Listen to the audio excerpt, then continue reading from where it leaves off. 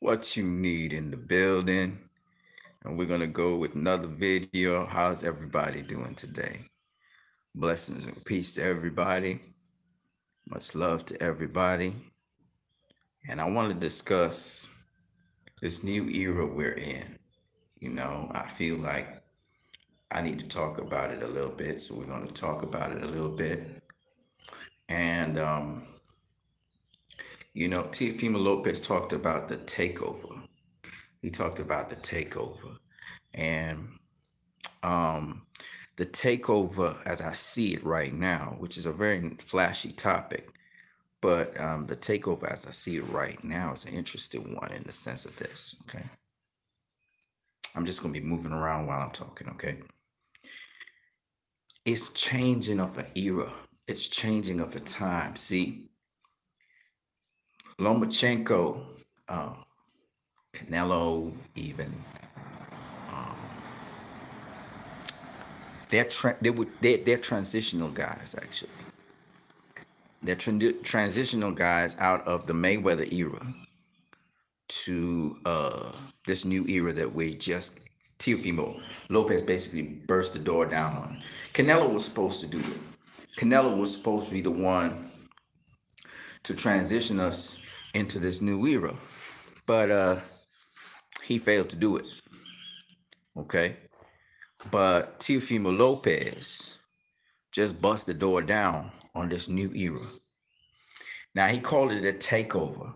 The takeover, meaning he's taking over the reins of power from the previous era that used to be held by Mayweather. Mayweather was the guy that held down the former era. And Lopez is now about at least to initiate the takeover or the turnover of power to this new generation of fighters. And they're going to fight it out, and we're going to find out who the victor is. And the rules of this new era are going to be determined by the trendsetter. In this case, it's Teofimo Lopez, who's about to set the terms of how rules of engagement will be. And what I mean by that is, a lot of people saw a lot of whack shit go down of recent times, right? A lot of us have seen some weird ass things from sanctioning bodies, from certain fighters, and Lopez is restructuring that and setting the record straight on that. And he's about to set the terms of engagement because we got a lot of young fighters, hungry young fighters today who want to build their legacies, but they're being messed up by other young or relatively young fighters. They're veterans, 30-year-old fighters who want to protect their legacies. They want to also gain the benefits that are harvested from what Mayweather started benefiting because he dominated his particular era later on as money. They want all those benefits that money has, but a lot of them are not really willing to take certain risks that accompany that. I'm speaking particularly about Canelo and Lomachenko. Lomachenko, as much as people are giving him props for facing Teofimo Lopez, is because Lomachenko fancied his chances better with Teo than he did with Devin Haney. You know what I mean? Because otherwise he wouldn't have surrendered the WBC title to Devin Haney for this franchise championship belt, which is just whack shit, right? From the beginning to the end. It's just whack, right? Everybody knows it's really whack that Vasily Lomachenko, and Canelo Alvarez, in order to bypass the mandatories, and they didn't have no other available fights at the time, decided that they were going to grab this franchise championship belt, which we learn now its definition is changing on a moment-to-moment basis, as is necessary. and that's just a facilitator for avoiding certain fighters. But Teofimo Lopez is showing by FaceTiming Devin Haney. He and Devin Haney FaceTime one another, and they're negotiating to have a fight. In fact, Teofimo Lopez mentioned Devin Haney. This is something when fighters don't want to face other fighters, they don't even mention them. You look at Demetrius Andrade as an example, and you look at all the key marquee fighters out there. They're gonna mention everybody out there except for Demetrius Andrade, and even people on the zone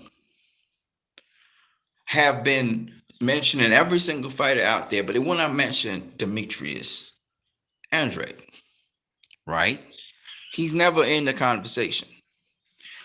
So it takes guys outside of the division like Errol Spence to talk about Demetrius Andrade and what he's doing. But they're not going to talk about Demetrius just like that. They don't talk about him. They keep him out of their mouths, when he's a player in the division. We saw that also happening with Terrence Crawford with the PBC fight as well. Teofimo Lopez has said he put his foot down. He beat Vasily Lomachenko. And now he has turned his sights onto Devin Haney. He don't have a problem facing Devin Haney, who has been ducked by several people, right? Several people don't even want to, the most recent one was Gary Russell Jr. Now, I'm not saying that Teofimo Lopez did not have an opportunity to face Devin Haney and he turned it down. I'm not saying that at all, because he did. But now, in his mouth is Devin Haney's name. And he's expressed interest in facing Devin Haney because Teofimo Lopez literally doesn't want anybody to question his undisputed status at lightweight. And I'm going to tell you this. Teofimo Lopez has set the tone for all these young guns that are coming up. Unfortunately, a couple of generations up, Jamal Charlo, he always wanted Canelo. Demetrius Andrade always wanted Canelo or Triple G, them two guys being hungry cats. Unfortunately for them, they existed in a time when the guy who was carrying boxing at the time, Canelo, I heard people making all kinds of excuses for him. Who they face, who they beat, and all these kinds of crazy stuff. And I said it, and I'll say it again. Canelo Alvarez has to face Demetrius Andrade. He has to face Jamal Charlo. And the longer he takes to try and face them, it's just the more difficult his fights with them are going to be. Right? They're in the same division as him. It's fights that everybody will want to see. They are threats to him because I do personally believe they have what it takes to beat him. Okay? Just as I said, Teofimo Lopez has what it takes to beat Vasily Lomachenko, and several other youngins out there have what it takes to beat Lomachenko. Similarly, Jamal Charlo, Demetrius Andrade, Billy Joe Saunders, Caleb Plant, Benavidez,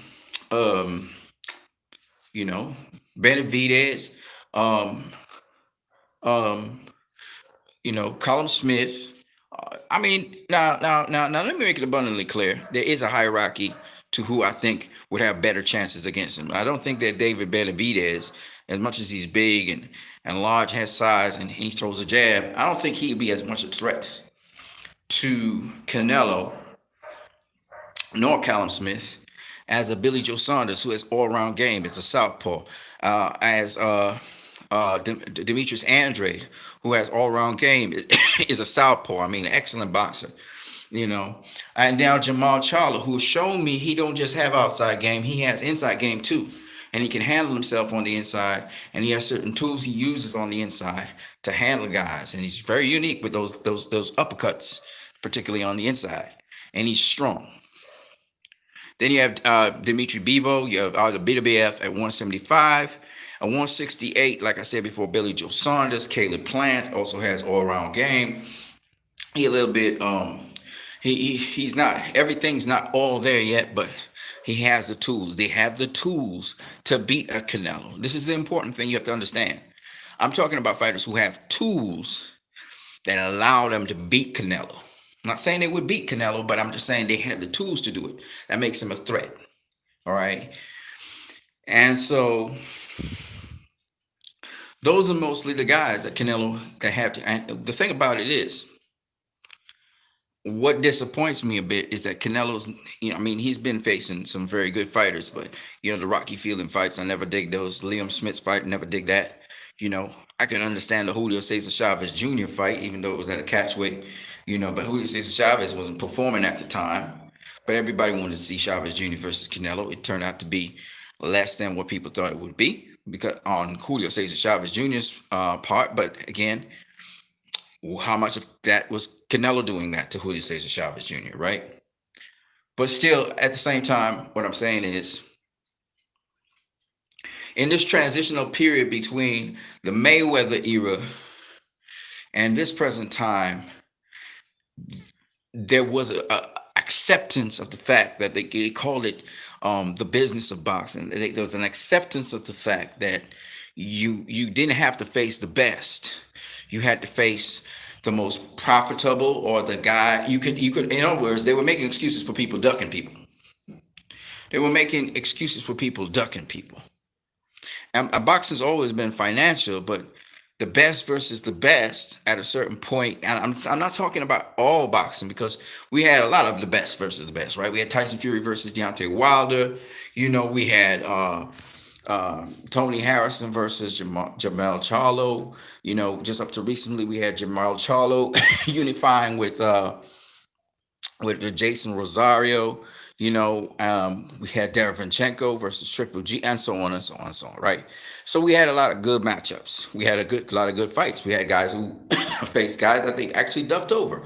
They passed over. So we're not saying that the best versus the best wasn't happening.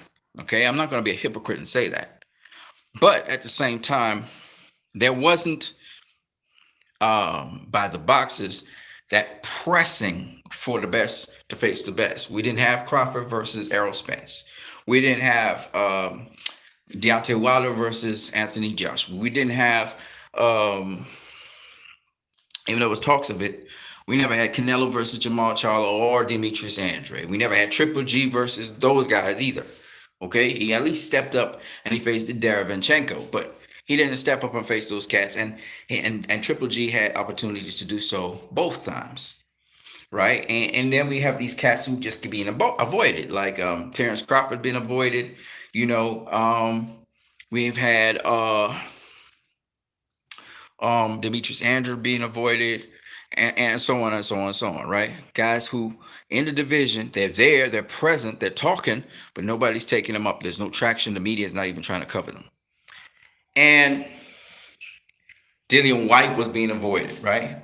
He'd be calling out, and up to this day, Dillian White still can't get his WBC mandatory with whoever the WBC winner is, unless the person selects them. Now, Teofimo Lopez is not cut from that cloth. He a youngin', and he's trying to make a legacy for himself. It's all about legacy for him. And we're back and firing. Okay, we're live back. Yeah, so I was saying, the era's changed with Teofimo Lopez, and we're seeing that in the change in attitude also of the WBA with Manny Pacquiao. If Manny Pacquiao doesn't face Mikey Garcia, he's going to be stripped of the WBA title. And it's almost by design that after Teofimo Lopez beat Lomachenko, and comprehensively so, might I say, that we see these sort of things starting to happen.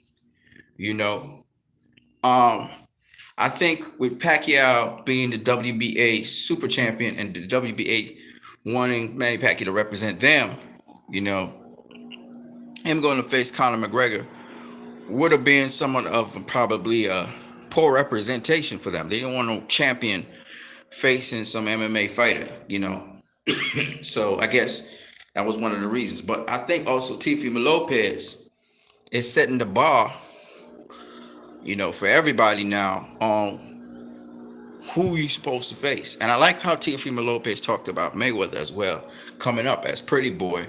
Pretty Boy was facing everybody. He was hungry. Okay, he was hungry. He was hungry. you know. And remember, Mayweather didn't start making all that set of money, as Teofimo Lopez so correctly said. He didn't start bagging the bank, until he was pound for pound number one. And even when he was pound for pound number one, and remember, he was pound for pound number one before he faced Arturo Gatti. His first pay-per-view, he was pound for pound number one when he had his first pay-per-view. I think a lot of people forget that. A lot of young fighters today, they're not nothing. They're nothing. They're world champion. That's about it. But they looking for big paydays. They're looking for pay-per-view. They avoiding certain fighters. You shouldn't be doing that when you're hungry. When you're hungry, you looking at everybody like food, especially the top guys. You want to fight. You don't want to, you want to build a reputation. You want to build a reputation first, be as the best. And the only way that's going to happen is if you face the best. So how could you be, and if you pound for pound number one, right? To keep your pound for pound number one status, you got to be constantly facing the very best and beating them, right? In emphatic fashion. So Mayweather was looking for everybody. Everybody was food for him. He was a shark. He was coming at everybody, right? He was coming at everybody. He didn't duck nor dodge nobody. He wanted everybody. He wanted that work, right? He was hungry. And these youngins today, they very hungry. They're not satisfied becoming world champion. They're not satisfied with the paycheck. Paycheck's cool. Boxers are getting paid more these days than ever before, the top elite ones. The paychecks are cool, but that's not enough. They hungry. They sacrifice blood, sweat, and tears to get where they're at. And they're not satisfied until they got it all. So, Teofimo Lopez epitomizes that. And we all know most of the new breed epitomizes that. Okay? And the worst thing in the world, and this is why, back in the day, they used to talk about boxers in their primes. Because when you are young, strong, and looking to make a name for yourself, right? You're gonna be hungry. And you're gonna be attacking everything. You savage. You coming at everybody. Right? When you're a youngin' and you strong and you young, you coming at everybody. It's when you get comfortable. When you get comfortable because you feel you've arrived, that's where a lot of boxers fall short. That's where a lot of boxers fall short. When you feel you've made it, but you never make it. When you're hungry. When you're hungry, you want more and more and more and more. Especially if you want to be great. Not just you want to be good, you want to be great. And that's what these youngins bring to the table. They ready to eat any and everybody alive. So Teofimo Lopez, he ready to end Devin Haney's legacy before it even begins. That's at least the talk. You know what I mean? And I can't say who would win that fight between Devin Haney and Teofimo Lopez. Some people have more confidence in Devin Haney. Some people have confidence in Teofimo. I can't say. I would just love to see it and see who would win. I wouldn't pick any sides because both of them are youngins. Both of them are skilled. Both of them are talented. Both of them are God gifted. Both of them are smart fighters. I don't know who would win. I'm seeing people picking Devin Haney over Teo, and Haney would get the. I can't say. I'm not even gonna try and pretend like I know. I just want to see it. For me, it would just be about entertainment because I like both guys anyway. And for me, I don't know. I have to see as they build up towards the fight because both of them are hella fighters, hella boxers, right? So I'd have to see it. I don't know. If you ask me between Tank and Devin Haney, who would win, I would say, I don't know. It's like this new crop here. I can't say till they match each other up. And I see who comes out of the Dust Bowl, standing higher than the others. They're all great matchups. They're all tough matchups. You know what I mean? Because both guys are just, they have all round game. That's this. We haven't seen this stuff in a while. The last time I seen two fighters with all round game facing each other, was like when, man? I can't remember. I really can't remember. This special crop of fighters, they special. Ryan Garcia, Devin, you know, Tank, Shakur, Teofimo. These are special crop of fighters. So I don't know. I'm not gonna pick. I'm not gonna pick nobody right now. That's just too hard for me. It's too far out from the fight. I have to actually look at him, and as it approaches the fight date, I got various things to do, but we'll take it one day at a time, one step at a time. God damn. I did go to sleep pretty late last night. Okay. Yeah. So I was saying, and then I was interrupted. You know that yeah, they're hungry. So I can't pick between Teofimo Lopez and between Devin Haney. I don't know who would actually in the end prevail and win. But what I can say is that I truly believe that this is the new era. It's the takeover era, and Teofimo Lopez has ushered it in, and it's going to be different to how things are going presently. The bunch of just ridiculousness that's been happening. I know for a fact Teofimo Lopez, he will face Devin Haney just to correct the stupidity out there. I could see him facing Devin Haney to set the record straight on this franchise championship nonsense, and just the way how the WBC has been conducting their affairs. So he could actually say, I faced the WBC champion to rectify this misnomer, this double standard. Because if you look, even ESPN, the channel that supposedly is supposed to declare Teofimo Lopez as undisputed champion, because he actually faced the guy who was the actual champion, which was Vasily Lomachenko, who, in order to avoid Devin Haney so that he could face some other opponent, took on the franchise championship belt, and Devin Haney got the actual WBC title.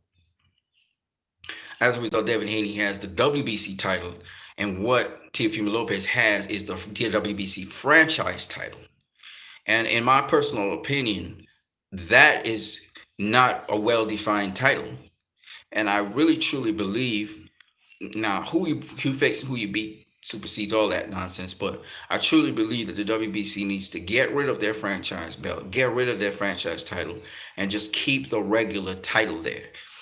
And I think Canelo Alvarez is still the super champion of the WBA. So I think he's still the super champion. I think that, if I'm not mistaken, I can't remember the guy's name right now. The Japanese dude, I think he's the regular champion. And let the WBA that nonsense. And at least their super champion, their super champion is somebody who we can declare as the actual champion. But the franchise champion, there's not a proper definition for the designation. And quite frankly, we see it as just the ducking title, the title that helps you to duck your mandatory, who happens to be a very good fighter. That's how I look at it. And now they're making it one in which now Teofimo Lopez could duck Devin Haney, and Teofimo Lopez is looking at the WBC and is like, fuck that. Sorry about the F-bomb. I'm gonna face Devin Haney. This kid should have gotten his just due. He should have faced Lomachenko as the mandatory. I'm gonna face him. And honestly, if Teo does that, again, he's setting the tone for this era. He's setting the tone because he's saying, I'm young, I'm strong, and I'm hungry, and I want to eat. I'm a young lion, and I'm gonna eat. And I'm gonna eat whoever's in my way. And Devin Haney, if it's the same mindset. I'm a young lion, I'm hungry, and I'm gonna eat. I'm gonna eat anything my way. I don't know what's gonna happen when them two lions clash. I'll be honest with you. I don't know who's gonna come out on top. But what I do know is the fact that Tio, even though he has position, he's in a position where he's been afforded the position to duck Devin Haney. He's been afforded the position, the narrative has been said, even his dad has talked about it. He's been given the opportunity to duck this kid. The fact that Tio would actually say, no, I'm gonna face him is setting the tone. And let's say per se, he comes out of that the victor, because we all know that's a tough fight, right? Let's say he comes out the victor. Is there anybody who can question that he is undisputed? No one can. He shuts up everyone. And let's say Devin Haney comes out the victor after in that fight for whatever reason, right? Can anyone question Teofimo Lopez or Devin Haney? Well, first of all, can anybody question Devin Haney as being as good as he declares, as everybody said he is, or is he overhyped? You see what I'm saying? Because it's all about legacy at the end of the day. You know, Devin Haney could say, I got one up on Tio. But you think that's going to end right there? No, those guys are going to meet each other again. Because all the greats, if you think about it, we all talk about great rivalries. The potential of these kinds of fights being great rivalries. What ain't got to be said, ain't got to be said. Right? What don't need to be said, don't need to be said. So let's say Tio get the first one. Well, they're gonna meet them at 140, or they're gonna meet each other at 147, or they might reach each other at 154. You know those guys gonna go all the way up to 154, maybe even 160, right? Or they might even meet each other at 168. Who knows how far they go, right? Because Sugar Ray Robinson was a big lightweight, right? And he moved all the way up from lightweight all the way up to light heavyweight. He fought. So these cats, they got mad amounts of weight classes they can go up naturally. So, I mean, they're going to meet each other a couple times if they're great. They're going to dominate everybody, and they're going to be at the top of the crop again, and they're going to face each other. See, that's what a lot of people don't understand. And Tio gets it. Tio gets it. That's why I said we're ushering in a whole new era. And we're going to have a whole new bunch of players. And they're young and they're hungry. Keith Thurman once upon a time used to be young and hungry. Deontay Wilder used to be once upon a time young and hungry. Once upon a time. Canelo once upon a time was young and hungry. Once upon a time. But them boys, Canelo and them boys, they're not hungry no more. Gennady Golovkin used to once upon a time be hungry. He ain't hungry no more.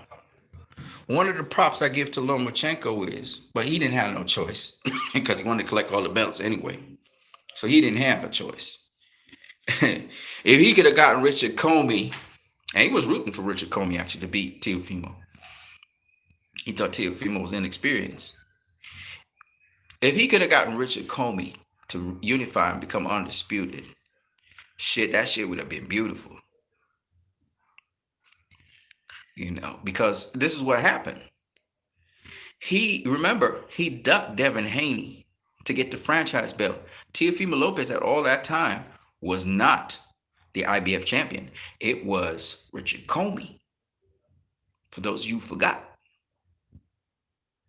And he was rooting for Richard Comey to beat Teofimo Lopez because he didn't want to face Lopez. But it so happened he had to pick between the lesser of two evils. Is either he's going to face his mandatory, which was Devin Haney, who he requested to be franchise champion because he said Haney don't have the experience. Well, we all know that's bullshit now, right? We all know that's nonsense now. Why? Because we seen that Teofimo Lopez who, Lomachenko was saying, he don't got the experience stuff. Well, he became world champion. He beat Richard Comey and he smoked him.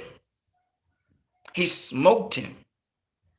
Let's not forget this now. Let's get our history right. He smoked Richard Comey. He didn't just beat Richard Comey. He said Richard Comey don't belong in the ring with me.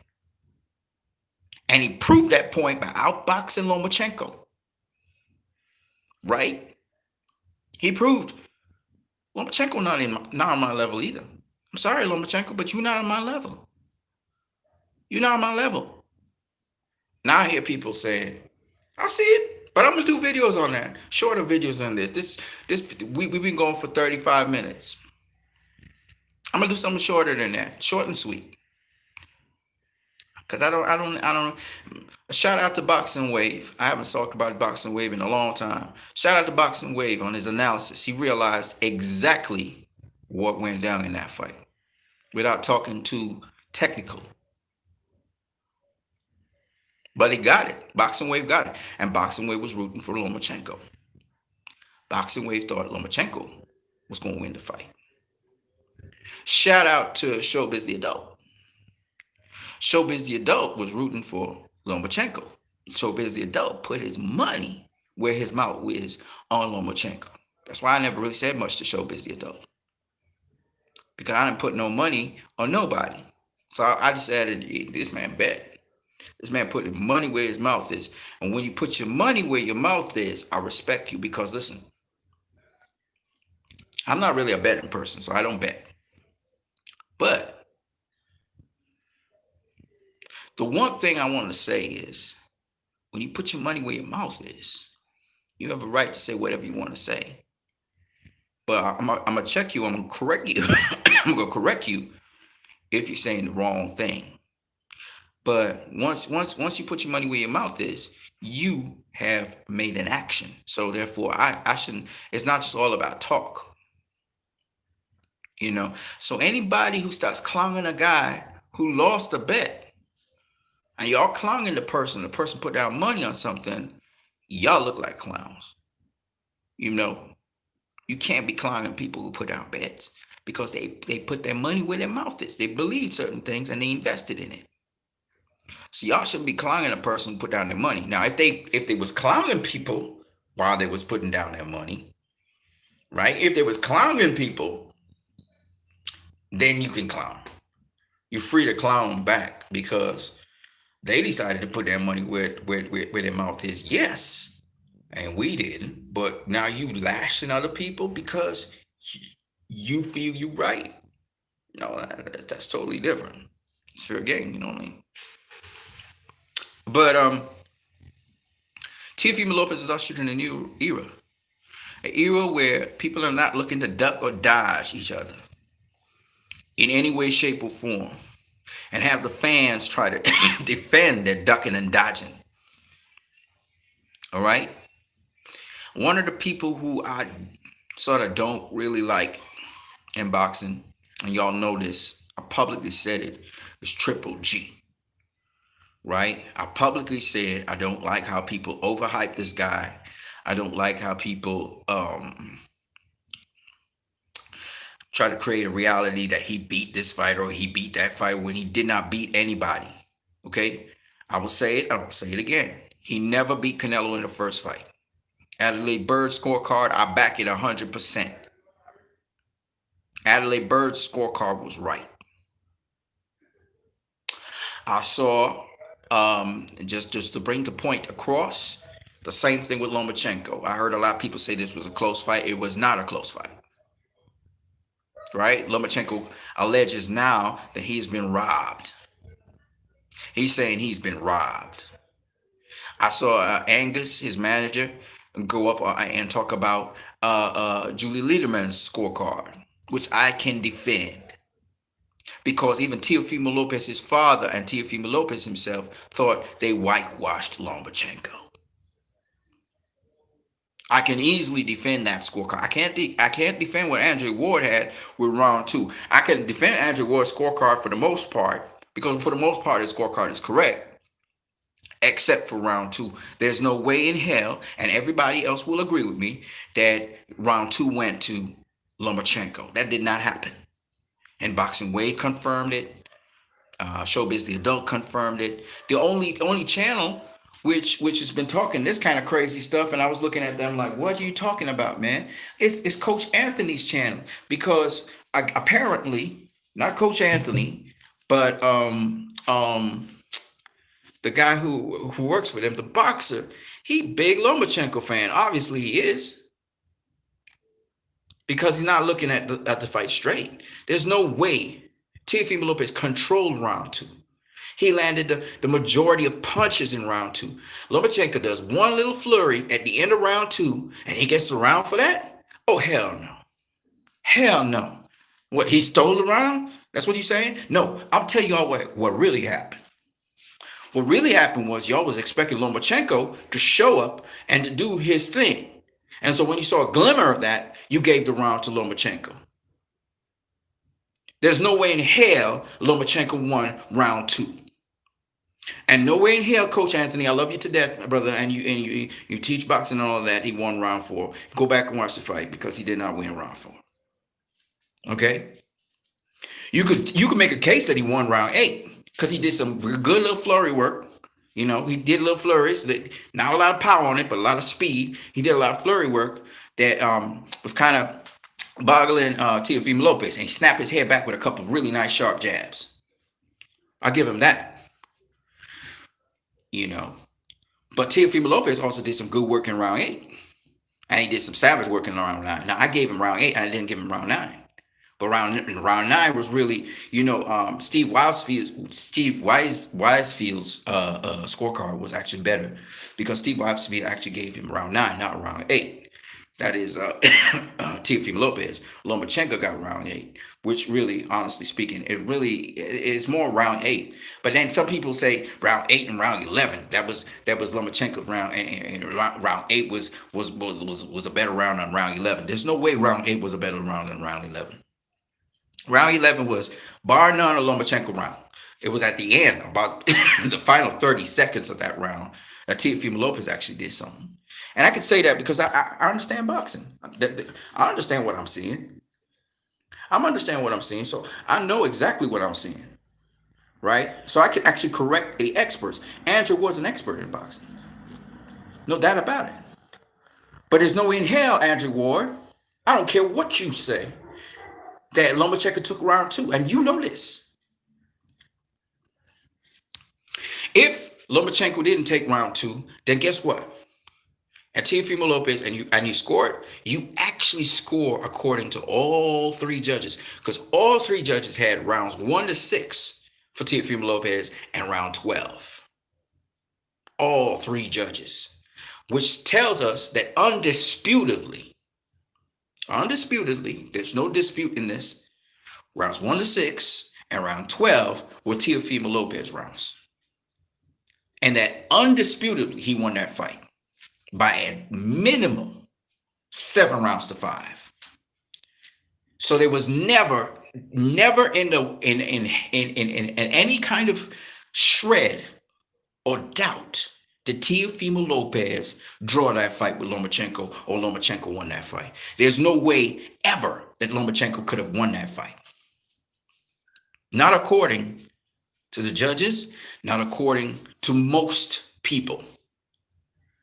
At minimal, Teofimo Lopez won that fight 7 rounds to 5, 115 to 113. At minimal. That's what it says. It's not a close fight. That's what I'm trying to tell you. Anybody saying it was a close fight, they don't know what they're talking about, because you can't have a non-competitive fight for 6 rounds and then tell me it was a competitive fight. That's half of the fight wasn't competitive. Half of the fight wasn't competitive. So even if the other half of the fight was competitive, which was the case, right? Even if half of the other fight was competitive, you didn't have a competitive fight. You can't say that. You can say half of the fight was competitive. Half of the fight was close. I will never dispute that. But you cannot say that the fight was competitive. The fight was not competitive. And the fight was not close. If the most you can do for Lomachenko is give him 5 rounds out of a 12-round fight. The most you can do.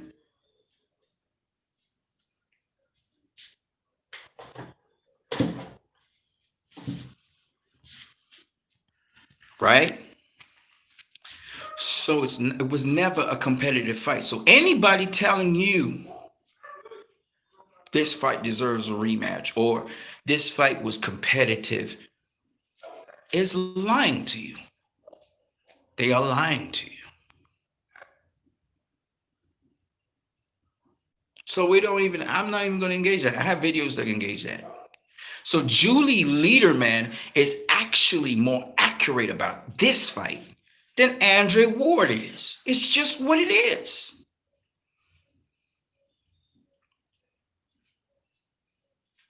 Because Andre Ward's seeing something that nobody's seen.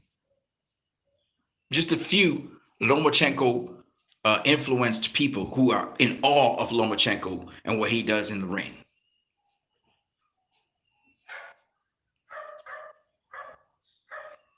Okay? And that goes for professionals too.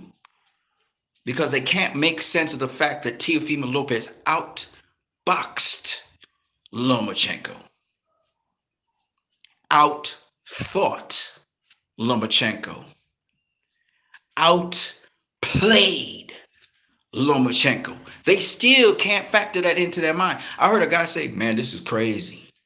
Because nowhere in his wildest imagination he could see that fatigue. But I told y'all that's possible. Teofimo Lopez can box. I told y'all he's not flat-footed. His father went on to emphasize the very same things I just said after the fight. Word for word, verbatim. And it's not me alone that's seen this. Blue Blood Sports TV saw it. My boy Joe Habib saw it. So it's not unique to what you need. It's not unique to me.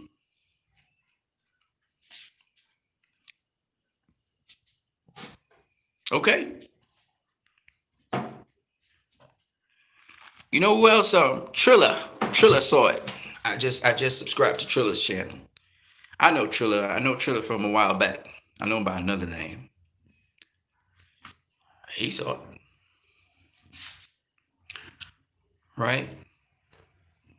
We know about these young guns. You know who else predicted the outcome that's coming out? And he called him a young gun stunner? Coach Calvin Ford. He saw it. But he knows Teal, so he knew what Teal could do. It's a new era, folks. Be excited because you're going to get all the fights you want to see. The only guy that might hold it up is Tank. And Teal been throwing shade at Tank because Teal gonna become a box office draw. Teal gonna be a money draw. He gonna be a cash cow. Period. Teal's gonna be that. That's for sure. That's guaranteed. He's putting in the work. He's having the matchups. He's definitely going to be a box office draw, and he's going to be a box office star. But it's because he understands the principle of you got to pay your dues first before you can get your cash. Floyd can live off his legacy for as long as he wants because he put in the work. He put in the work as Pretty Boy. He only became a world champion 2 years in. But after that, guess how long it took him to become pound for pound #1 in the world? 1998 to 2004.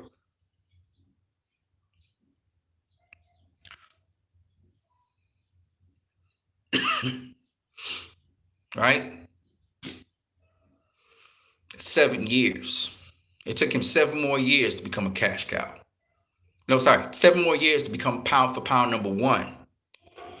And then after that, to become cash cow, it took him a further 3 years. It took him 10 years, 10 years to be the cash cow in boxing after becoming world champion. So it took him 12 years in all.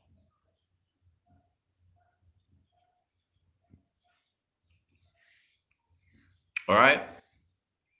Took Tio, I think, 3 years to become world champion, and then the same 3 years or a little bit longer to become undisputed. Now, once you become undisputed, the next step is pound for pound number one.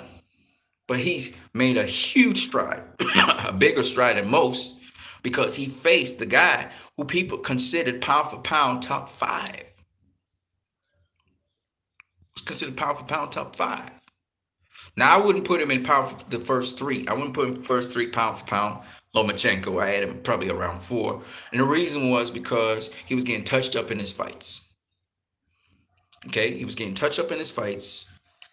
He even got touched up in Teofimo. In this fight with Teofimo Lopez, he got touched up more than ever, I guess. This is probably the most he's gotten touched up. Aside from the Orlando Salido fight, which was closer, right? So when you think about that he fought a pound for pound, a top pound for pound fighter. I'm talking about top, like top five. Mayweather didn't face a top five pound for pound fighter until when? Let's see. He faced who? Top five? It took him a long time to do that. He became champion in 1998. Diego Corrales, I think, was pound for pound number 7 or number 6. I can't remember when he faced a top 5 pound for pound fighter. I think Hatton was in the pound for pound list when he faced him, but I don't know if Hatton was top 5. I think his first top 5 pound for pound fighter was Juan Manuel Marquez in 2009.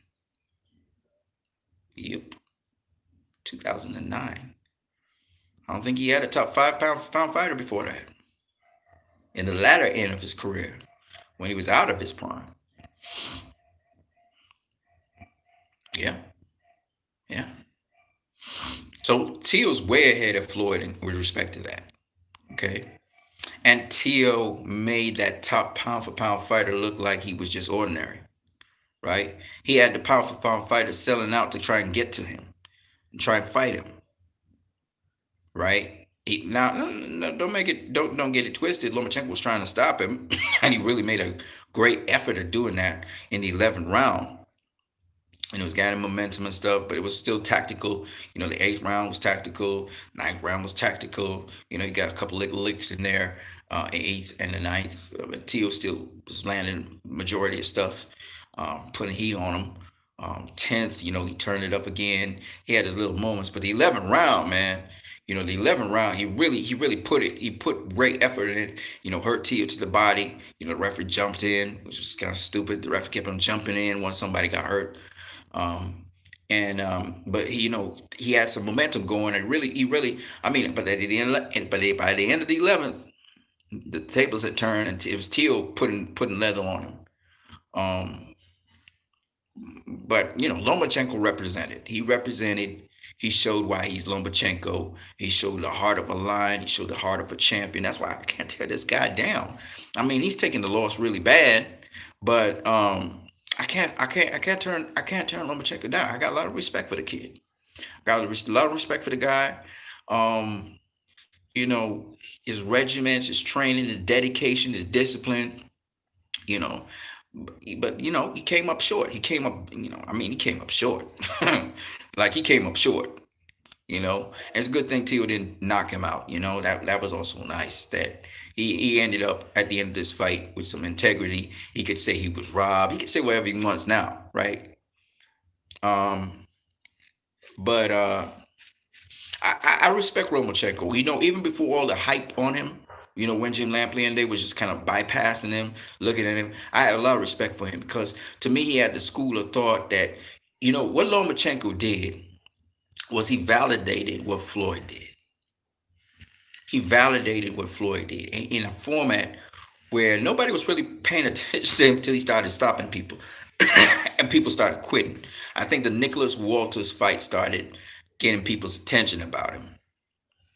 And then the Guillermo Rigondeaux fight really plateaued him to a higher level because when he beat Guillermo Rigondeaux, again, no excuses. He beat a master, a young master. Guillermo Rigondeaux is a master in that ring. He showed me that he was on that level. He was on that level. And that's why anybody talk about Lomachenko, oh, he's overhyped and stuff. Honestly, the ESPN agenda is bullshit, right? I'm going to ignore all of that. I'm going to ignore all of that because Lomachenko has mastery in what he does. I'm not one of those guys who is who gets mystified by him and get carried away by his aura. I'm talking boxing wise, right? He's really good at what he does. But see, before the Luke Campbell fight, I figured out Lomachenko. And I said, this is what he really does. And I got to understand what he was doing. And I understood Lomachenko's textbook. Like he follows the rules of the Southpaw, but he does it so well. He does it so well. He really does it. He perfected the skill sets of a Southpaw as given textbook wise. And he one of the other things that's really beautiful about him is how he's able to time his timing, how he's able to time his opponent who and these are things he does very, very well. Time his opponent who is about to mount offense on him. And he likes when he can get into his opponent's head so his opponent could be a little bit more offensive minded because that opens up more holes for him in his offense. You see? So he's really good at doing that. And you saw him at his peak almost in round 11.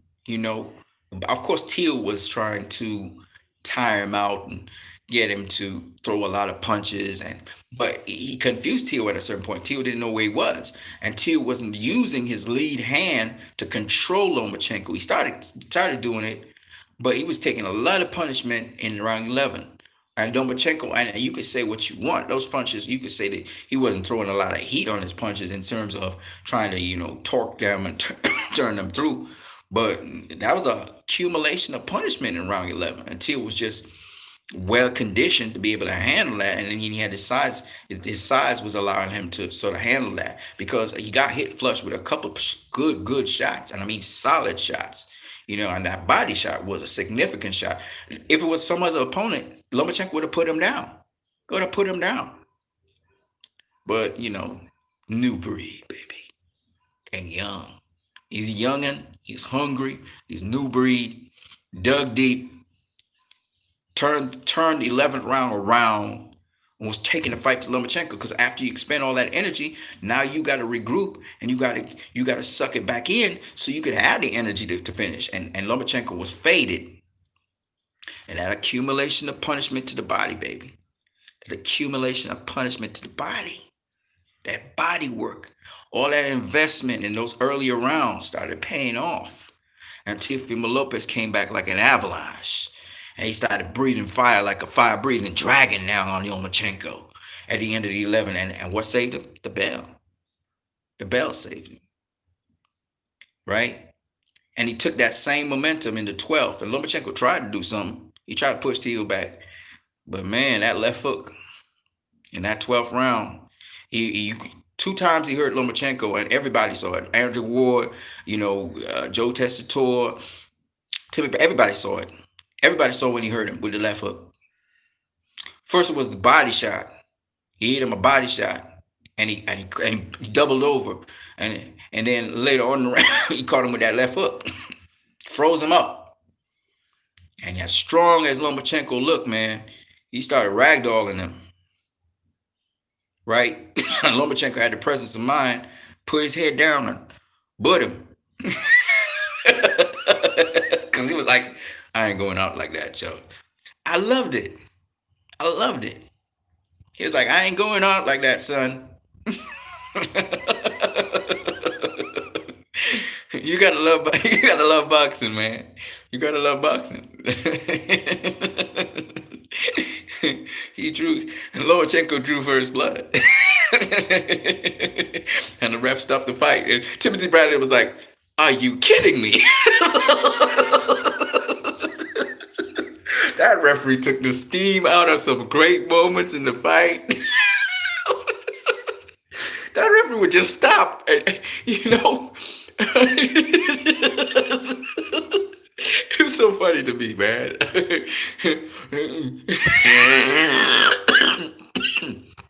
Excuse me.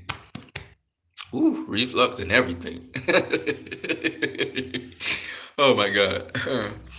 The Reverend Timothy Brad was like, "Are you kidding me?" Dude just got his eye busted open, yeah. But he was like, look, man, let them fight. There's only 10 more seconds left of the round. We can always check the eye after. That referee was a trip.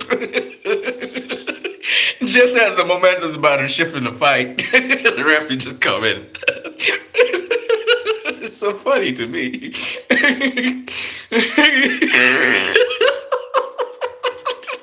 This is still a hilarious moment. Just hearing Timothy Bradley say, "Are you kidding me?" Because you can hear the commentary team. He's hurt, and then now what?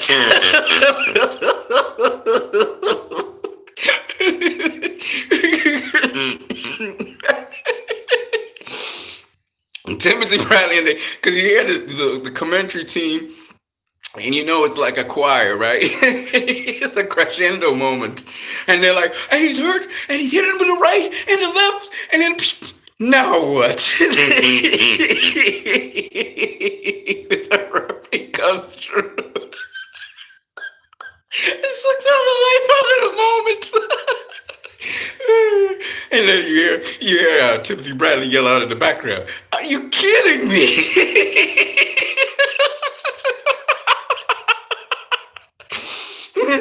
And the referee checks him, Teofimo Lopez's eye, carries him to the doctor. Lomachenko's over in the corner looking around.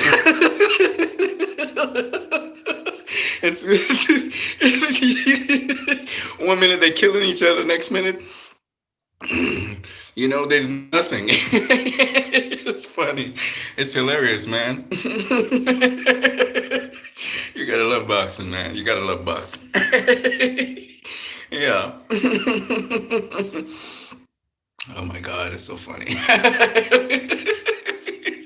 Just remembering that moment.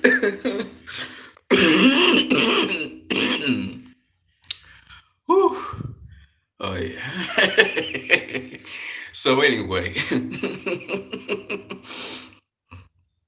my point is, my point is that hopefully Tio ushers in this era where guys are willing to face one another, really take risks, you know, and get hungry for matchups, get hungry for fights that the fans want to see, and everybody wants to see. Because I believe that at the end of the day, all of these guys, if all of these guys, if they were given a chance, you know, they would just go in there and just you know, just do their thing, right? And I think that's what boxing's about. And I think Tio is going to let the pureness of the sport come back again. And guys are going to want to engage one another. And guys are going to want to beat the crap out of I'm still seeing that round. Oh my God. I'm still seeing that round. It's just making me laugh. Timothy Bradley's like, "Are you kidding me?" You know, Timothy Bradley he was a guy that didn't shy away from a fight, right? Timothy Bradley loved to fight. Oh gosh. When I think about, you know, you think about the personalities of the people even talking, And that's one thing I appreciate about Timothy Bradley and Andre Ward. Say what you want about them two guys. They both are going to be in the Boxing Hall of Fame. I hope both of them go in next year. I don't know how it's going to happen because the list is just ridiculous. But say what you want about Timothy Bradley and Andre Ward. They walked it. They walked it. I heard Timothy Bradley say some crazy stuff in his thing, but he walked it. You know what I'm saying? And you got to give them guys their props for that. These are fighters commenting on this fight. Ward and Bradley. And for me, just hearing Timothy Bradley comment got me somewhat excited because Timothy I'm sorry. Oh my God. That's reflux, believe it or not. It's nasty. So don't try to get it and try to eat on time. Timothy Bradley basically captures the passion for fighting. It's not fake when he's talking. When Bradley's talking, you could feel the fire in him, right? He's a fighter by heart, okay? Boom Boom Mancini is a fighter by heart. But the thing about Boom Boom Mancini, I really hate it. But he knows is that Boom Boom Mancini is all about, um, you know, fighting, but he never wants to give credit to boxing. He never wants to give that credit for the sweet science, for pugilism, for defense. And that's the difference between a Timothy Bradley and a Boom Boom Mancini. And Boom Boom Mancini knows defense is important in boxing, but he constantly tries to stress on solely offense. Solely offense. When Caleb Plant says defense wins you fights, Boom Boom Mancini says, but you gotta have offense. You have to throw something to win. Caleb Plant never said no. That's understood that you have to be offensive. It's called boxing. You gotta throw hands. But when you throw your hands, even when you are conducting offense, you need to be defensively responsible. And so at the end of the day, I am not just going to throw a left hand recklessly leaping in on you, knowing you could throw something back at me and hit me with it. I want to decrease my chances of getting hit while I'm hitting. And Timothy Bradley respects that and understands it. That's why you could hear the fire and passion in him when Lomachenko caught Teofimo Lopez with a punch. When Teofimo Lopez went to the body, you heard the passion. He said, oof. You hear Paulie Malignaggi do the same thing. You hear Paulie Malignaggi say, ugh. When a guy lands a really hard shot, he feels it for the fighter. It's guttural. I love it. You could tell a real boxer.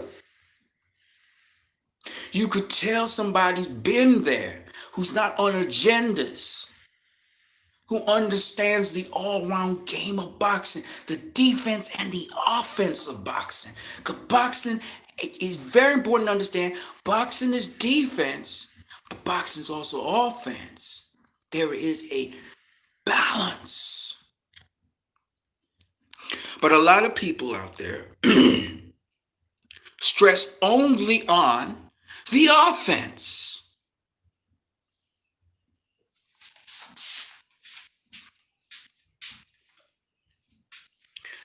And you have to have appreciation for both. Right? Because nowadays, and I'm not saying throwing hands and fighting rock'em sock'em robots is necessarily something I wouldn't watch, right? Zapata versus Baranchek was an example of a sort of rock'em sock'em robots. There was defense there, don't get me wrong, by both fighters. But like I said, Zapata made it harder for himself. And where everybody's praising it as one of the greatest fights of all time because guys knock each other on 4 or 5 times, I was like, well, shit, that's stupid fighting. They stupidly knocked each other down 8 times. It's particularly Cepeda. I'm disappointed with Cepeda. Cepeda should have boxed better. He should have known better. Cepeda made this fight harder than it should have been. Not to say that Baranchenko wasn't giving you untelegraphed lead rights, which were really great and quick counters, and his left hook wasn't catching you as you were spinning out. But I'm just saying. But when you see two pugilists who got the defense, who got the offense, Lomachenko versus Teofimo Lopez, and you see one controlling the other, and you see the superiority in pugilism, shit, you got my attention, baby, a long time ago. Because I know in a street fight, ain't nobody got a chance against you. But you get paid to do what you do. You're not just gonna throw them hands just like that. You ain't just gonna use your defense just like that. I saw some Bruce Lee shit went down. I saw some Bruce Lee shit go down. That's what I saw. How about you guys? If you guys got a martial arts background, I was listening to Roy Jones Jr. and he was talking about how he adapted his style from Gamecocks. A lot of people like to say Floyd Mayweather's a chicken. I say, yeah, cool. I embrace that. He a gamecock. Roy Jones Jr. too. He turned chicken on people. He become gamecocks. You ever actually went face to face with a gamecock? He can peck your eye out. You know what gamecocks do? They rip off other gamecocks' heads. They fight to the death. So yeah, Mayweather's a chicken. So is Roy Jones Jr. Fuck with that chicken. See what happens to you. Sorry about the F-bomb. I don't want to be too aggressive. But my point is there are a lot of people out there. They focus their attention on punches landed and thrown. That's all they focus on. Oh shit, he hit with a punch, boy. That's it. That's just not the way our boxing goes. you know. And to hear boxing from actual boxers, which is what I loved about it. Joe Tessitore, was not the expert in that night on the fight. It was Timothy Bradley and it was Andre Ward. Andre Ward was trying to be neutral on the fight. Timothy Bradley was the hype man. Joe Tessitore was supposedly just the guy commenting, and it's like the connoisseur. He's like Al Bernstein, Paulie Malignaggi, and maybe Danny Garcia or Sean Porter or Abner Maris that's in the mix, right? So you got like the coordinated hosts of the show, and then you got the experts. So, well, Paulie Malignaggi he's no longer with Showtime. The one thing about Paulie Malignaggi I give, even though sometimes his commentaries are whack, is Paulie Malignaggi understands what's going on in that boxing ring. I'll give him that. He's a racist as shit, and said some really dumbass things, just like Tyson Fury did. All right. But as a boxer and as a boxing guy calling play-by-play, brilliant. All right. So I'm just calling out because you have all kinds in boxing. You got rapists in boxing. You got child molesters in boxing. You got all kinds of shit in boxing, right? Boxing doesn't bring the cream of the crop. Boxing doesn't bring the cream of the crop together, okay? Guys got some interesting dark past. Some of them have continual dark presence. And there's a lot of things that go on in boxing. And then, of course, there's a lot of underground stuff that goes on in boxing, okay? It is what it is. But at the end of the day, when we talk in boxing, that's why I try to focus on staying with boxing. I don't try to stay outside. I don't try to talk about people's private lives, their social lives, and all of that. Carlos Baldomir has recently been put in prison for raping his own daughter. Shit, that's some messed up shit right there, right? The great Carlos Monzon, we praise all the time. Guess what he did? He has raped a lot of women, and he also killed his wife and then committed suicide. Okay, the great Valero murdered his wife, stabbing her multiple times, and then hung himself in prison. Right? Jake LaMotta, known for womanizing and all of that, but also being very violent, beating up women and beating up his wife and just doing a lot of crazy shit. Okay? That if I was to talk about the details of that, you would never look at the boxer the same again. But he was great in the ring.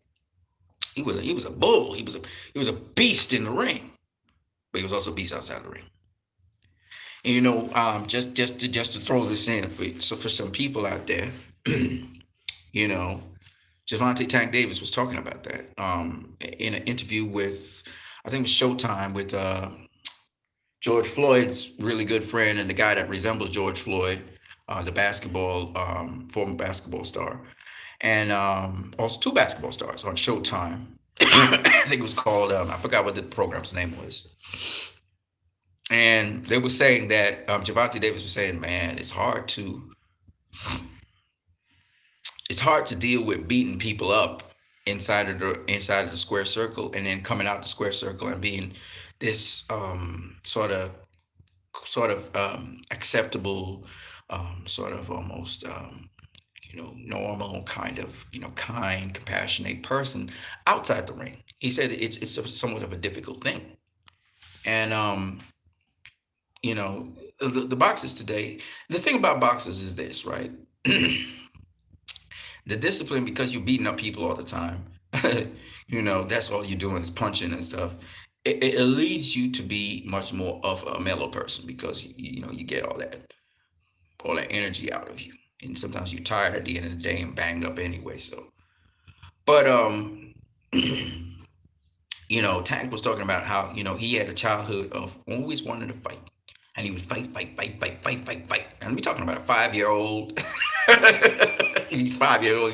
He's getting all these fights, and he said, from grade six to grade, I think it was grade six to grade nine or something. He was just always fighting, winning some, losing some, but he's always fighting from Baltimore. And the thing about it is, what a lot of people don't understand is, and you just look at Tank and you see you can see he loves kicking ass. You could just see it in his face, right? um, and coming from that kind of background, you know, and a lot of fighters come from a background that's not anything near a background that some of us have. It's nothing short of anything like normal. The lives they live now are just super normal compared to what the lives they used to live. And that's something that a lot of people don't understand. You know, the really great boxers. I mean, Chris Algieri is an anomaly in that respect. But even Lomachenko, as much as he was raised to dance and all that, you could see the street. You could see the street in Lomachenko. Like he's real. He's real mean. He's real mean mugging, and he's not a one-headed quitter. But don't get it twisted. He'll savage you. Like he'll destroy you. He's savage. Okay, and that kind of nature. See, a lot of people feel that just because a guy's a technical boxer, I listen to some people call Lomachenko ballerina, and I'm like, dude, say that in front of the guy's face. Say it to his face. Let him understand what you just said, and let the ballerina punch you. You know what I'm saying? Y'all have no idea how much of an 800-pound gorilla that boy is. They don't understand. Loma he's no punk. He ain't no little girly boy. He ain't no punk. I wish people could understand. A lot of boxers that get these stigmas approach. Roy Jones Jr. don't got a chin. Lomachenko ain't got no chin. Well, Felix Trinidad had a chin then. He used to be stopping fools. He used to get off the canvas and stop fools. Roy has a chin. Lomachenko definitely has a chin. Otherwise, Teofimo Lopez would have put him down. He don't just got a chin; he got a body of iron because he was taking a lot of body shots, hellacious body shots. He was eating a lot of shots. He ate a lot of shots that night. Okay, and he's a smaller dude. So again, even in this loss, and he resoundingly lost. But even in this loss, Lomachenko showed me stuff, which I already knew, but he showed me stuff. Teofimo Lopez, a puncher. He's a boxer puncher. See what I'm saying? So Lomachenko he would not be denied. He would not be denied. He would not be denied. They was going. He was like, "You gonna have to knock me senseless, homie. You gonna knock me out because I'm coming. You gonna have to kill me because I'm coming." That was the nature of Lomachenko. Y'all didn't see that? Y'all didn't see that? He was coming. And Teal said it. He said, I couldn't go out in the 12 and box. He was coming. I had to meet him. I had to check him, make him set him back, move him back, so he'd neutralize him. Because he was coming. He was coming. And then when I started checking him and moving him back, he quit.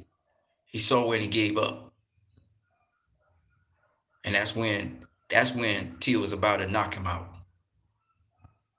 That's real boxing. I'm talking real boxing here. I'm talking real boxing here. That's what really go on in the ring. Except I'm not telling you about the punches. You're not feeling the shots. You ain't feel. If you was to feel those shots, you would say, "What the fuck these people made of?" Because you ain't taking them shots. You and I can't take those shots. I'm 5'10" and a half. I weigh 165 pounds. I'm strong. Anybody? I'm very, very strong. But I can't take those body shots. I get hit with one of those body shots, it could permanently damage me for life. That's the kind of shots them guys be throwing at each other. That's the kind of shape they're in. I wish you guys could understand. But the only way you will understand is if you got some courage. Step into a ring and face someone who boxes. It's the only way you're going to understand how them boys survive those body shots. Because the body shots is what takes guys out. The most painful shots in boxing are body shots. Because it don't go away. It just, your muscles tighten up. It don't go away. So what you saw on display is not ordinary. That's why I said these guys are like superheroes. They're like super titans. It's like watching two superheroes fight each other. Gladiators. And you mightn't see blood. You mightn't see blood, guts, and gore because some of y'all are sadistic and sick motherfuckers out there. I'm not going to lie to you. Some of y'all sick in your mind, but I understand. Y'all need to see blood, guts, and gore. You need to see guys cough up blood. You need to see guys bleeding all over. Whatever. Some of y'all sadistic as shit. But even if there ain't no blood, trust me, the next day these guys are busted up really bad. And they have to heal back. Because the punishment they take, even though they were sparring and taking punishment, the punishment they take on one night is equivalent to you taking a small car, taking off the wheels, going under it, and letting it collapse on you. Think about that for a second. That's the kind of punishment their bodies are. After a fight, their bodies are pretty tender. Okay, so I'm trying to give you guys a visual picture of the life of a boxer.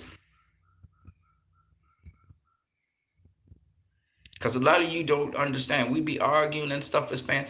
We're not taking no punishment. We're not taking no punches. We don't have to go and train. We don't have to go prep and put our bodies through hell to go and actually showcase the best of ourselves and look superhuman. A lot of y'all guys got, you're inspired by Gaddy Ward. And y'all don't even understand. Gaddy and Ward never experienced the kinds of punishment on their bodies like these elite boxers have taken. Because they wouldn't survive that shit. But you glorify Gaddy and Ward because you see the blood. That's the reason. Not the guts and gore. Not the fighting through, and coming up tops after taking your body through hell and mentally taking your body through hell. You saw the blood. And so Gaddy Ward was the icon of everything. You don't understand that elite boxers punch much more harder than the average boxer punches. Even the most elite boxers who are not known as one-hitter quitters hit that much harder than the average boxer out there. Their bodies are fitter than the average boxer out there. Their bodies can take more punishment than the average boxers out there. Remember when Keith Thurman caught Danny Garcia flush with that right hand and he got knocked out on his feet? We saw him slump. He wasn't awake. He wasn't aware. He was knocked out. But his body had been so well conditioned. His body was an elite body that his recoup time was ridiculous. So right on his feet, he came back to life. We saw Deontay Wilder catch Tyson Fury with a 1-2 from hell. Knocked him flat down on the ground. And we saw this guy within 10 seconds recoup from that, get back up, shake the cobwebs, and start walking down Deontay Wilder for the rest of the round. That is the level of conditioning of elite fighters. The average fighter can't do that. This is the new breed. To knock these guys out, you literally have to sever their head from their bodies. They are that fit. They are that well conditioned. I always hear people talk about Sugar Ray Leonard would knock out this guy, He would never in a million years knock out an elite fighter like that. These guys don't get knocked out. Because even when they do get knocked out, their recoup time is so ridiculous. They come back from being knocked out.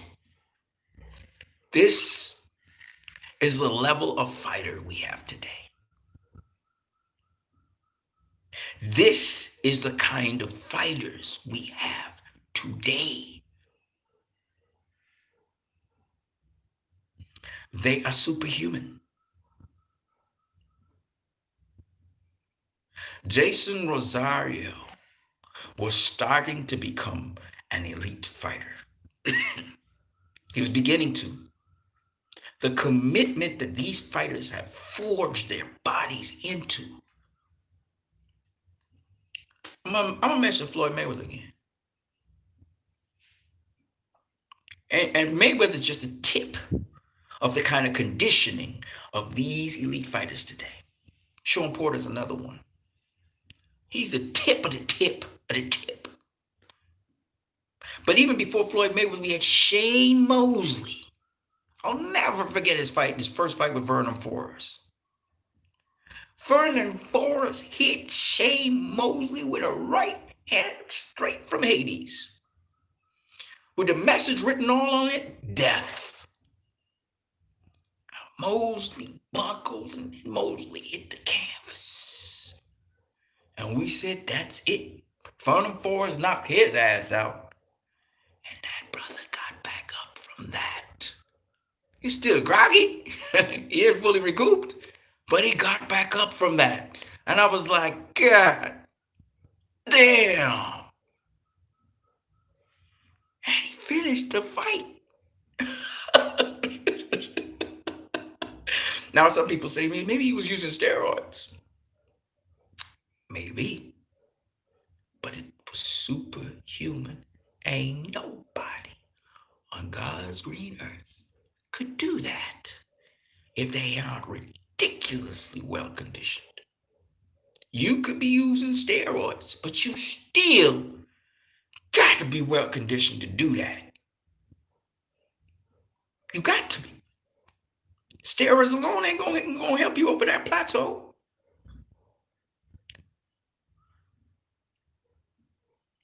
Floyd Mayweather. I remember 2 incidents in his career, 3, where this guy got shots on him. DeMarcus Chop Chop Corley, Shane Mosley, Marcus Maidana, the first and second fights. And I saw this man take some shots from hell, and he didn't even go to sleep. He was cognizant still, and he clinched up. His legs wasn't under him, but he clinched up. He clinched up on Shane. He was rocked all the way back to the ropes by DeMarcus Corley. Marcus Maidana discombobulated him for a second in the first fight with that overhand right on the temple. And in the second fight, he got caught. I mean, you can't get it more flush than that. Flush with an overhand right just at the end of the round on the bell at the end of I believe it was the third round. And he hobbled back he hobbled back to the corner. Nobody who is not elite could survive any of those shots I just talked about.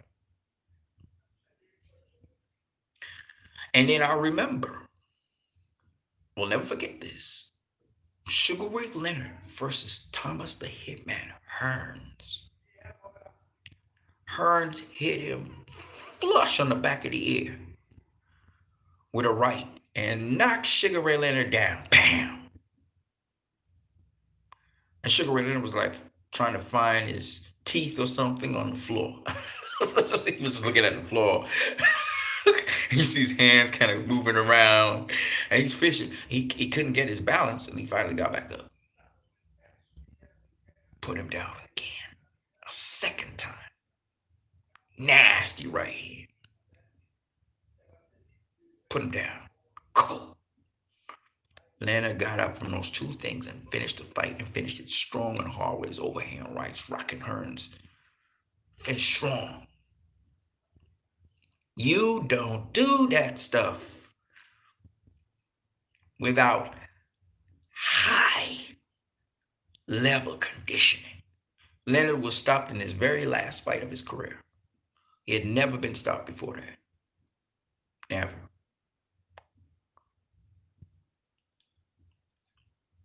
So these modern fighters today are even more dedicated than those guys I just mentioned of the past. And it's going to be even harder to stop those guys, the guys of today, than it was to stop those guys, which were very difficult to stop, of the past.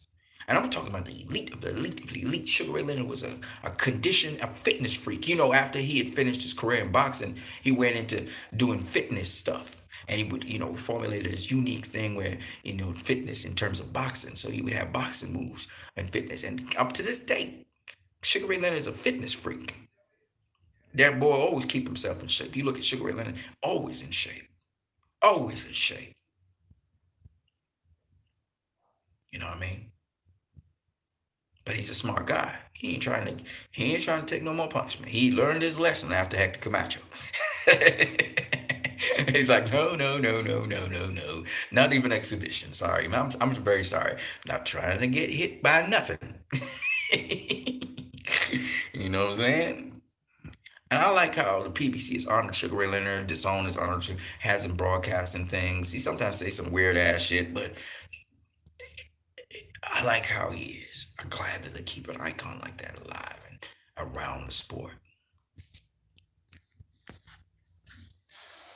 You know, they even honor Lennox Lewis as well and keep him around the sport. I like that too.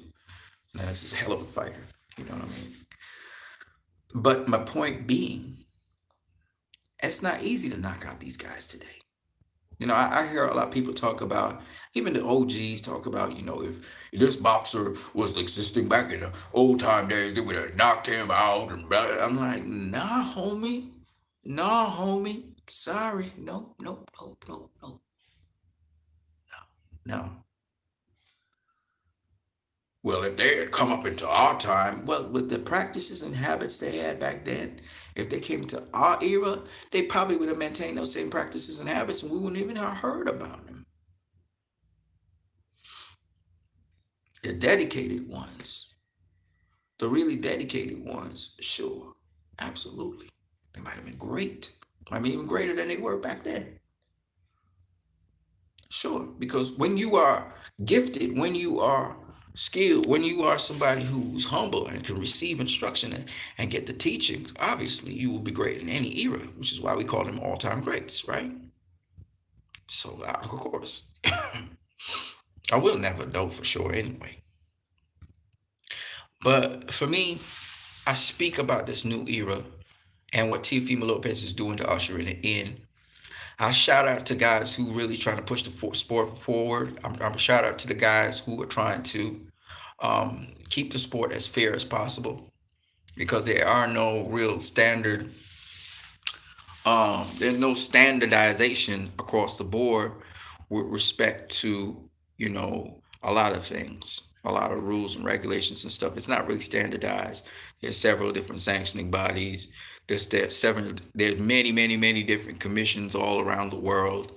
So it's kind of very hard to regulate the sport of boxing. And apparently the status quo wants to keep it that way. So it's a very big, vast sport. It's a very unique sport. It's a very counterintuitive sport to the casual fan. And it's something that I think as I even listen to how people commentate on boxing now, and it's changed a lot since the Jim Lampley, Larry Merchant time, and I'm so happy about that. That the commentary team is much more intelligent. I even like that Joe Tessitore on ESPN is part of the commentary team because Joe Tessitore has a certain standard to him, and even though he has biases and so on, I'm just happy. He's like the most unbiased. This is just the way how it is. Commentator. Um, he's the most unbiased commentator, I would say, out of the set of commentators I've seen, whether it be Jim Lampley or Larry Merchant or Max Kellerman or well, no, Al Bernstein's probably the the least biased of them. Al Bernstein is a fighter's guy. He really is. But Joe Tessitore, most of the ESPN people, Joe Tessitore, Teddy Atlas, he has his biases, but I really like Teddy Atlas as well. Outspoken kind of guy, says a lot of stupid things sometimes, but most of the time he has that passion, that drive for the sport. So Teddy Atlas, Joe Tessitore, I really have respect for Joe Tessitore, even though he subtly tries to imply certain things, and he did throw a jab at Floyd Mayweather, which I thought was distasteful, and I think a number of black media YouTube channels actually picked up on it and they talked about it. Whether it was, of course, my boy Dante's Boxing Nation, or if it was um, Boxing Ego, if it was Aki Sports TV, that's my dude as well, or it was Blue Blood Sports TV. They all picked up on it. And I'm not saying, again, Blue Blood Sports, these are the popular guys, right? Blue Blood Sports TV, you know. I'm not trying to, again, put down, what do they call them? The LDBC. I don't put down the LDBC. I don't put them down. I don't agree with everything that everybody says in the LDBC, but I don't put down the LDBC. I don't put down um, um, uh, black boxing channels per se. And different black boxing channels say different things. I just don't mess with some of them. I don't really mess with Boxing Eagle that much anymore. I used to, but I don't anymore because I find that he. But shout out to Boxing Ego for putting me on to Troy Killertainment. Troy Killertainment. Now that's a boxing channel that I have a lot of respect for. Okay, Eric Bradley's Master Boxing. That's a channel I have mad respect for. Okay, because those two channels they really talk about boxing and they keep it boxing. You know what I mean? They keep it boxing. They don't go outside the sphere of boxing. They may on occasion, speak about cultural things and about inconsistencies in boxing, but very, very rarely. They focus. Even Boxing Wave does the same thing. He doesn't really focus on the historical, cultural aspects of boxing or the unequivalencies in boxing. He may mention it in passing, but not really. I might channel something like that sometimes, but I will take time out to also talk about the truth of a situation and the indiscrepancy in race and how people are treated. I try to cover a lot of different things, but at the end of the day, I really like to focus on what's happening in the ring and not so much outside of the ring. I don't really care about how much money and how much currencies you earn, how much cars you have, and I'm not really interested in that. I understand why some boxers will do that to inspire other boxers and to encourage other boxers, encourage other people to look for the look to upgrade themselves, financially particularly, because there's a certain degree of freedom that comes from financially freeing yourself. But per se to say that I might have, and some of it's advertising as well, you know but to say that I'm an advocate for, how much currency and how much money a fighter accrues in boxing, well, that's an important aspect of it. Let's not put it aside. It's an important aspect, and it's also an achievement when a boxer can tell you, man, I accrued a whole bunch of money and was able to get houses, apartments, cars, and stuff. Because let me tell you why that's such a great thing. Because usually when we hear about most outstanding boxers, or even the boxers that are not achieving as much, they don't even they'll never see $1 million in their life. They'll never see $100,000 in their life, right? Those boxers get motivated to continue to craft, in the hopes that they can get to that financial somewhere in the vicinity of even remotely close to that finances. Because being a multi-millionaire is a fantastic thing. That's an achievement in and of itself, which a lot of you guys will play down because you will never be one. But that doesn't mean that you shouldn't strive to better yourself financially, right? Because the finances cover a lot of things. So why not? Why not want to better yourself financially? Why not want to aspire to make $1 million? It's something that very few people in life do. So why not? Go for it. You know what I mean? There's nothing wrong with that unless you're putting the money before everything else. And in boxing, you can't put money before boxing, right? You can't put money before. You have to be dedicated to the sport first. You're dedicated to the sport, and you want to make me. It's not. It's the hardest way to make money to start with. If that's the way you want to go about doing it, because there's so many people you're gonna have to deal with to get to that point. So and then usually you never have $100 million on hand. You never have it in cash. Because what? When boxers start out, they have to get trusted money. So they say, "Oh man, give me my can you give me can you forward me my advance?" So they get advances instead, and some of them are in debt because of advances. So and the reason being because of the way how the contract may be wired up, you're not going to get $1 million right now. You won't get an advance. You know what I mean? So I mean, before the fight happens, you have an advance. And then you have an older promoter, and this is how some guys get in bondage and they get what we call slave contracts and stuff. But anyway, get out of that. The finances. My point is, the more important thing that I try to educate fans on in this channel is what's going on inside that ring. You know, When I talk about Floyd Mayweather, TBE, I'm not talking about what he did outside the ring. All the money he accrued and all of that's cool, but that's not what I'm. And he did, first in those things, and that's good for like the sport because a lot of great boxers of the past have had very tragic endings, right? I was just recently watching a guy in a group talking about an article on how the glory and the greatness of a boxer it should trump the money, and I was like, fuck that, that's bullshit, right?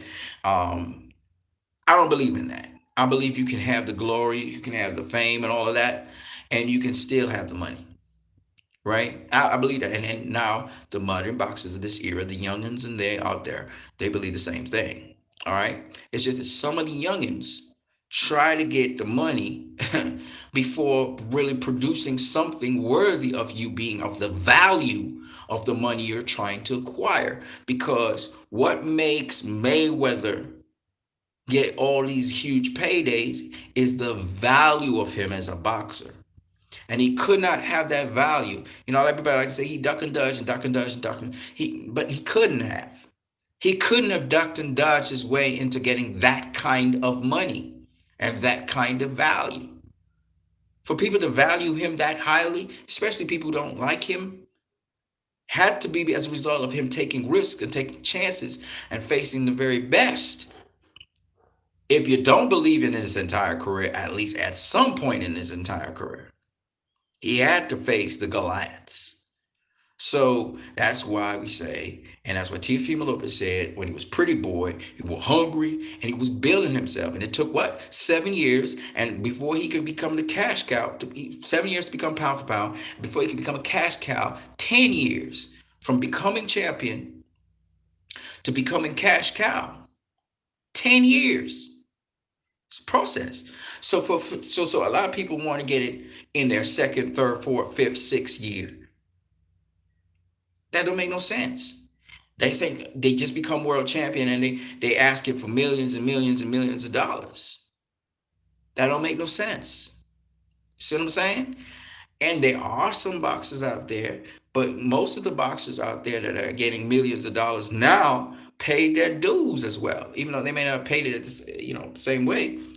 They paid their dues, and most of them coming up, they was hungry. They was hungry. They was like sharks. They looking to face the best. They want the best. The Charlo brothers is a perfect example of that, right? And they still hungry because they still haven't gotten the best. They still want Canelo. They still want Golovkin. Well, of course, Jamel, he just got Jason Rosario, but he got to stack up a J. he could face J Rock. He could face who the top tier guys out there.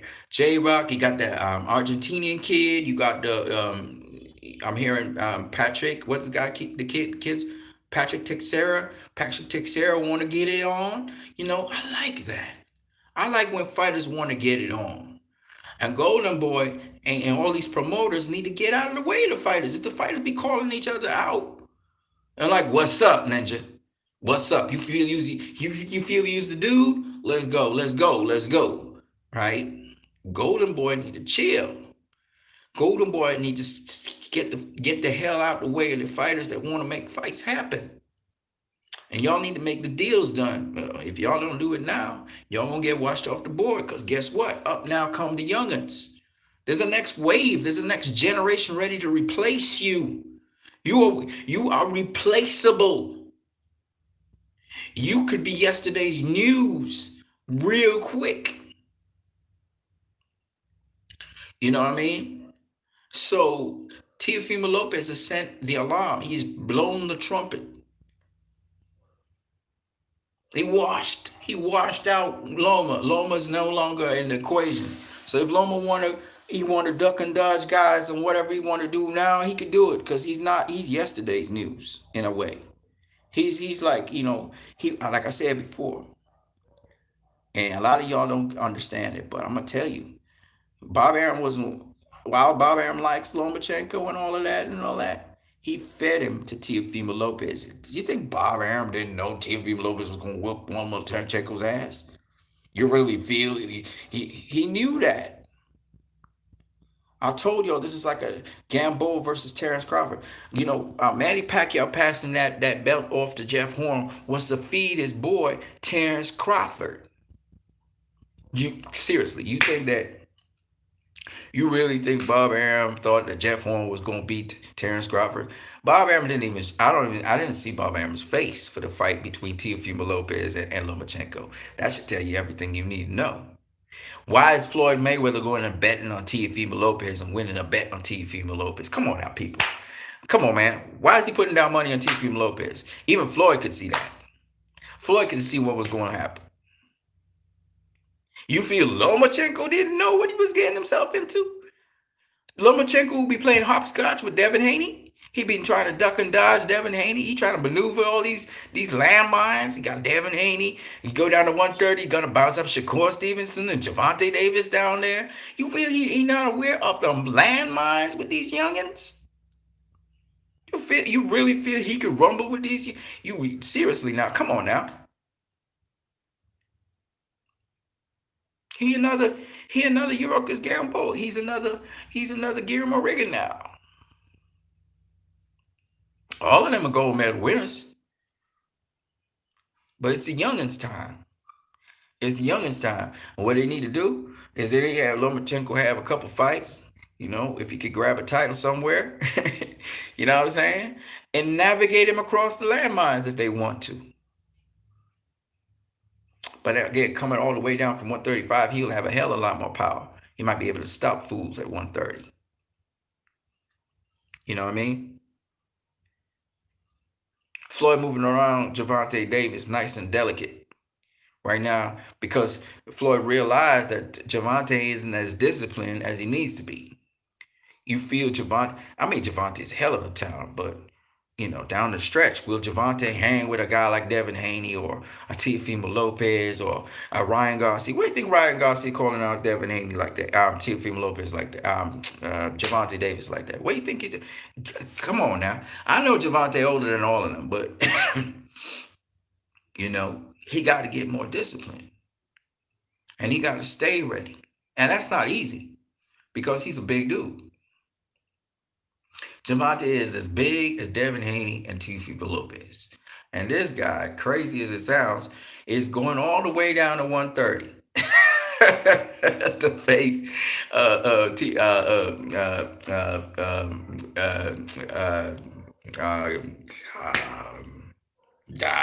Leo Santa Cruz. Wow.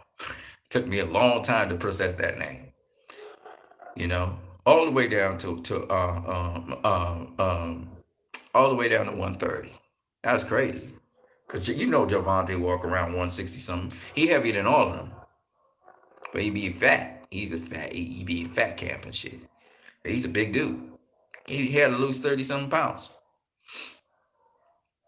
You know what I mean? But he's in pretty good shape now. Lost some of the power, I'm sure. But I'm sure he's in pretty good shape now. By the time he make 130 on the scales, against Santa Cruz, and he better make 130. It's gonna be tough for him, but he make 130. Against Santa Cruz. Now we got to see if he could do the long haul. If he could go all 12 very, very hard rounds. We'll have to see. But he looks in ridiculous shape right now, and that's great for him. He got to stay ready. If you're going to be doing 130, you're going to be doing 135, you need to stay ready. You need to be somewhere 10, 15 pounds north of that. No more. If you're going to stay at 130, you got to be about 145. And you got to maintain 145, lose that water mass, 130. You know what I mean? If you're going to fight at 135, you got to be walking around 150 tops. You know what I mean? 150, 152 maybe. But that's about it. So I gotta go. I gotta go drop it off. Yeah. Oh yeah. Okay, we back. So I've been talking a good almost 2 hours, which is good. And I'm just saying, man. I'm just saying. You know, we've been talking some really long times with you guys. We've been putting in like 1, 2 hours. Um, Again, I hope that you guys can um, you can also contribute by you coming in and saying your piece. You know, we could talk forever. I could talk forever on this new breed and this new era that we're having. It's a good time to be. It's a good time to be in boxing, man. I'm very excited about it. But somebody need to check these sanctioning bodies. Not these sanctioning. Somebody need to check the WBC. Okay, the WBC be doing some crazy stuff, man. You know what I'm saying? The WBC be doing some crazy stuff, and I hope that somebody checks them on it because, I hope the boxers and the fighters check them on it. You know, this ducking, this enabling people to be duck other people is not cool. Anyways, man, I'm what you need. I hope you guys enjoyed this video. I can see you guys are still watching me, but y'all ain't saying nothing. Y'all just watch. Oh, shucks. I did not see you guys talking like this. Yo, Bucks tons of fun. That's facts. KP from Casey. Tio impressed me. KP from Casey. Tio made Loma fight in front of him. Hold on a second. I did not see all you. I did not know you guys were talking. This thing did not show me, it did not alert me that you guys were talking all this time. Joe 565984 says Steve King on ESPN is reporting that Loma and his team trashed the dressing room after the fight. Yeah, the loss. They couldn't take it. KB from Casey says facts. He gonna be like Camacho on the East Coast. Yeah, Teofimo. Joe 56984 says Team Few better enjoy this moment. Too big to keep making weight to fight smaller guys, and his power will not move up. I don't know about his power not moving up. I think he gets more powerful as he moves up. Bucks Tons of Fun says he's laughing at that. Apollo says, "What's up, man? What's up, Apollo?" Yo, I didn't see all you guys up in here.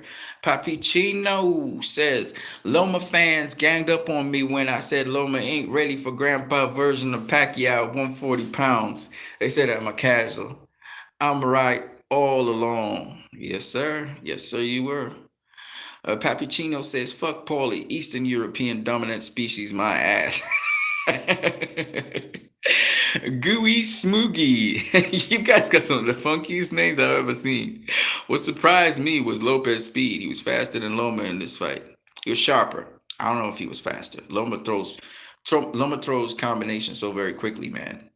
Gooey Smoogie says Mikey Garcia would have beaten Loma. Yeah, I think so. I always said that.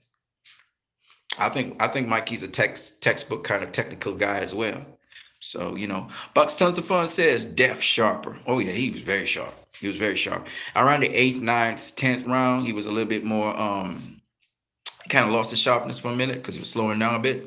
But then he picked it back up. And you saw he stopped using the jab and he stopped walking down Lomachenko because he was trying to rope him in. He was trying to dope him in. Kind of backfired a little bit on Tio, but um it turned out to be a fight. They started fighting one another. You know what I mean? They started scrapping. It was good though. It was good. It was good. Technical scrapping, but they were scrapping. They definitely were scrapping. And the thing that really impressed me about both fighters, I just want to say Loma. Remember, Loma's the smaller guy. He the smaller dude, and he was walking down Tio a little bit.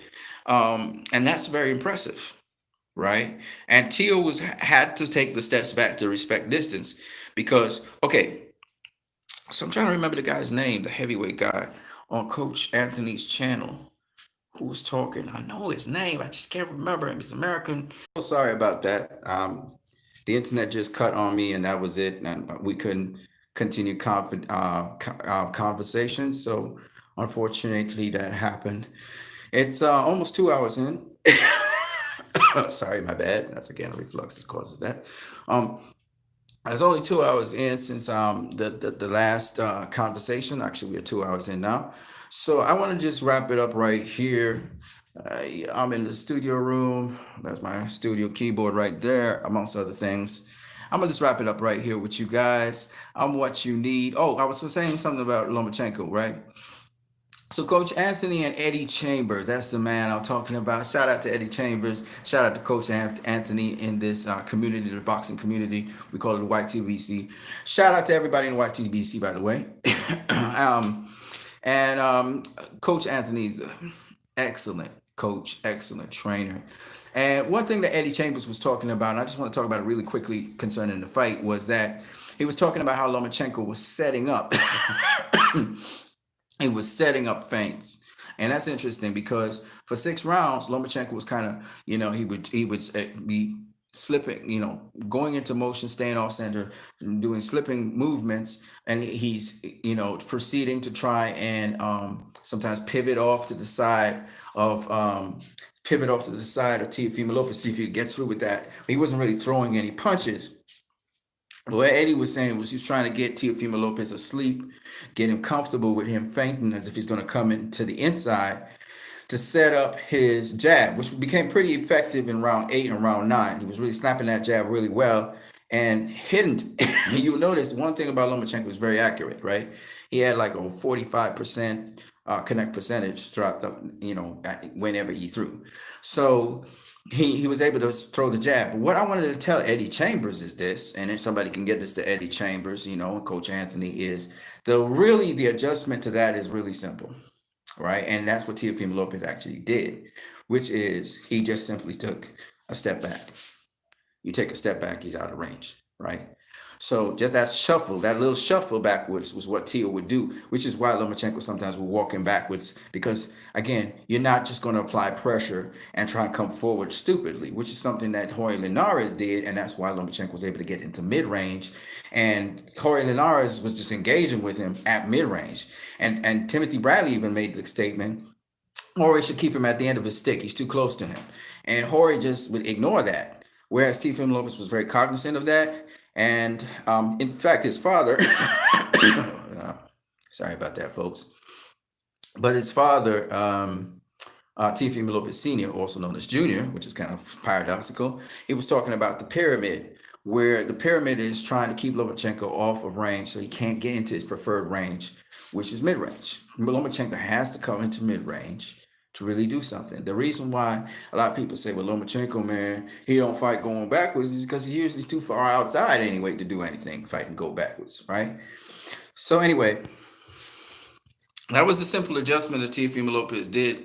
And Teofimo Lopez was caught napping a couple times, no doubt about it. But Lomachenko couldn't just always do that. Now, in the 11th round, when Lomachenko was very, very successful, it wasn't because there were two reasons. Teofimo Lopez was trying to let him engage more and was giving him preferred range, and he was not using his jab appropriately. And so as a result of that, putting away his jab and so on, he got tagged up with a lot more shots. But then he would readdress the situation by it allowed him to land some body shots. It allowed him to tee off also on Lomachenko, even though he didn't get to tee off like he wanted to for most of the round. He's actually more on the defensive than anything else. He did, though, land a couple really good body shots. And as he started landing more body shots, you saw the momentum of the round change because it afforded him the opportunity. See, he was trying to knock out Lomachenko. He was trying to bait him in to knock him out. But it kind of backfired on him in the 11th round. He was very much more successful in the 10th and the 9th rounds and the 8th rounds. But in the 11th round, Lomachenko really was going for gusto. And Lomachenko didn't care. He didn't care if he was getting hit or not. At a certain point in time, he was just going for the gusto because Lomachenko realized if I don't get this guy out of here, I'm going to lose this fight. He understood that, and his father understood that. But they just came up short. And so that was mostly their game plan. So when Eddie Chambers was saying that, that was a clever thing on Lomachenko's part, I was watching at it like, yeah, it's kind of textbook stuff that Southpaws do anyway. So it wasn't something that Teofimo Lopez hadn't seen before or anything like that. The 11th round, the reason Lomachenko was so successful in the 11th round is he was going for broke. He was trying to stop Teofimo Lopez in the 11th round, right? He really tried. He gave it his all. And the thing about it is, even though he did hurt Teofimo Lopez in the 11th round, he did hurt him. I gotta say, the referee kind of just that referee just kept on messing up everything. When Teofimo had seriously hurt Lomachenko, I think it was in the 8th round, the same round that People say Lomachenko did so much good work, and I think it was the eighth round. It was either the eighth round or the ninth round. I can't remember which one. I think it could be the eighth round. I think it was the ninth round actually. When Teofimo Lopez, excuse me, when Teofimo Lopez actually hurt Lomachenko, okay, he I think my throat. I think I hurt something in my throat, and so as a result of that, I'm getting this wheeze and all of that. So I got to be very careful how I deal with myself from here on in. But anyway, Teofimo Lopez, how he dealt with Lomachenko, how he dealt with Lomachenko in the, I believe it's the ninth round when he hit him with that body shot. He had hit him with a body shot before and it bent Lomachenko over, and then he hit him with the second body shot. And what Lomachenko had presence of mind to say is he hit me low, and that bought him some time. And I remember the referee again stopping these pivotal moments where fighters actually are critically hurt, and this is the point at which the other fight could jump on them and really make something happen. The referee kept on stopping the fight, which was sad. Let me see what you guys are saying in the chat section, because I had no clue that you guys were actually talking in the chat section. Okay, guys, so it's 2 hours and 6 minutes in. This has been very lengthy. I see all you guys here. I'm so sorry I didn't get to all of you guys. Let me just shout out to the names again. So we have Box Tons of Fun, Googie Smoogie, Papi Chino, Apollo, Joe56984, KP from KC5. That's the dude that really always comes and sees me. Shout out to you guys, man. It was nice seeing you guys. I did not know you guys were even present because YouTube was notifying me that you were making comments, which is sad. And I want some of you guys to jump up on here and talk with me, man. We're gonna be around for a while. I love boxing. I'm not gonna let it go. That's like that. So I'll be around for a little minute. You guys can always talk with me. All right. I'm what you need. I hope you guys enjoyed this video. You're going to see a bunch of shorter videos, maybe 30 seconds, maybe a minute, that I will start posting up. Hopefully, YouTube will not flag me for the videos because it's going to be top rank content. But hopefully, I can show you guys some of the aspects and maybe even put a little commentary on it, on what happened in the fight with Teofimo Lopez versus Vasily Lomachenko, and why I'm so glad that Boxing Wave and Showbiz the Adult, and of course some other guys like Joe Habib and but particularly Boxing Wave and Showbiz the Adult, because those guys were backing Lomachenko to win, and to see them in an unbiased way actually assess the situation and realize who won the fight. See, what I want you guys as fans to do is not make excuses for fighters. I remember when Lomachenko beat Guillermo Rigondeaux, and I'm always going to talk about this. Guillermo Rigondeaux is my guy. Everybody knows I like Guillermo Rigondeaux a lot. Okay, a lot of fighters I like that they lose, and I still back them. Sean Porter is another one. Who I love me. I love Sean Porter. I love Sean Porter, man. I love him. I think a lot of other people love him too, and they realize how good he really is. And but he's lost fights, okay? And I ain't trying to front. He lost to Errol Spence, right? Okay. Now I can make a case for him winning the fight, but it's still going to be a bit of a stretch, to say that he won, right? And his father was resigned to the fact that Errol won the fight, and his father likes Errol as well. And my point is, there was a point in time when I did not like Errol Spence. I did not like him. But I could not deny that he won the fight against Kell Brook. I picked Kell Brook to beat him, right? So I want you guys to understand, just because you back a fighter or you like a fighter doesn't necessarily mean that you have to be biased to that fighter when you're watching the actual fight. Of course, you're rooting for the fighter, so anything that happens with the fighter, but you got to look at the fight independent of that fighter. You cannot keep your eyes only on that fighter and be anticipating what that fighter will do. What you have to do sometimes in fights, I remember watching Manny Pacquiao versus Floyd Mayweather, for example, right? And I was in awe of certain brilliant things that Manny Pacquiao did in that fight. And I don't care what anybody says, there's no denying Manny Pacquiao is a special fighter. There's some weird shit he did in that fight that you can't prepare for, period. And now that's the kind of thing that I talk about. Like, even though you're backing a fighter, even though you like a fighter, everybody knows I don't really like Triple G, right? That's one fighter I don't really like, okay? But I was a big Triple G fan before I encountered Boxing Beats and Rhymes and EJ Boxing Live. Shout out to EJ Boxing Live and Boxing Beats and Rhymes, okay? And them guys set me straight. But I was a big Triple G fan. I liked the dude, right? I liked his style. Now, several years later, I think the hype of him, it makes me kind of resent the aura of the boxer. You know what I mean? And that's probably the only boxer out there that I've been pretty negative about. You know, everybody's got some boxer that gets under their skin and they're just very negative about them. And the thing that makes me negative about Triple G, and again, don't take this the wrong way. I do wish that Triple G prospers, be in good health. He's a multi-millionaire. You know, I'm happy for him. I'm happy that he came out of obscurity and people know who he is and all of that stuff, right? But the thing that gets me all angry about Triple G to this day is the fact that people say how Triple G was robbed of a win against Canelo in the first fight. Like they believe in the hype so much, they still blind to the fact that Canelo outboxed that dude. I mean, he just outboxed the dude. And they talk about jabs and all of this stuff.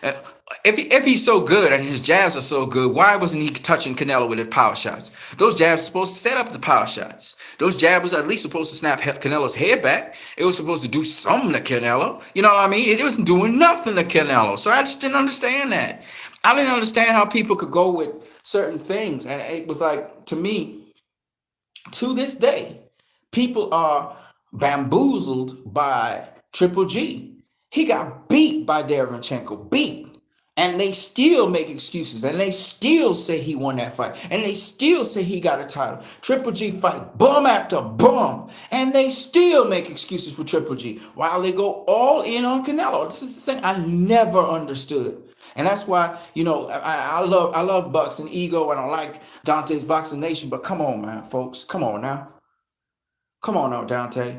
And what is it? You didn't like Canelo so much because it was some diva or something. You didn't like Canelo so much, right? You don't like Canelo so much that you're gonna go in on Canelo instead of Triple G. You're gonna be so hard on Canelo more than Triple G. Come on, man. You can't be doing that stuff. Like Triple G beat Canelo. Come on, man. Like I'm serious, man. How y'all could say that Triple G beat Canelo in that first fight? How? Y'all talk about y'all's boxers, y'all boxing fans and all of that. How the hell you gonna say that Triple G beat Canelo? That's the thing I never understood. I never understood that. You're gonna defend Floyd versus Castillo, one, right? You're gonna defend Floyd versus Maidana, one, but when it comes to Triple G versus Canelo, which was not even a close fight like those two fights were closer fights than Triple G versus Canelo. You gonna say Triple G won that fight? Like what planet are we on, man? You gotta show me this, and excuse me, and don't tell me about no punch stats. Don't tell me about no punch stats. I want to see from the fight. Show me from round one, round two, and I went through the rounds. I went through the rounds, and other people, some people agreed with me, and some people was just bamboozled. Still to this day, I hear people talk about how Timothy, excuse me, Timothy Bradley versus Manny Pacquiao. How that fight, you know, Timothy Bradley lost. Okay, they call it a robbery, etc. And I look at that, I'm like, I hear what you guys are saying from punch stats, but didn't you see that Timothy Bradley worked every single round of that fight? Timothy Bradley worked for 12 rounds. He worked for 12 rounds. He worked for 12, and he turned up in the 12th round. He turned up in the 12th round. He showed out in the 12th round. He was the guy that dominated in the 12th round.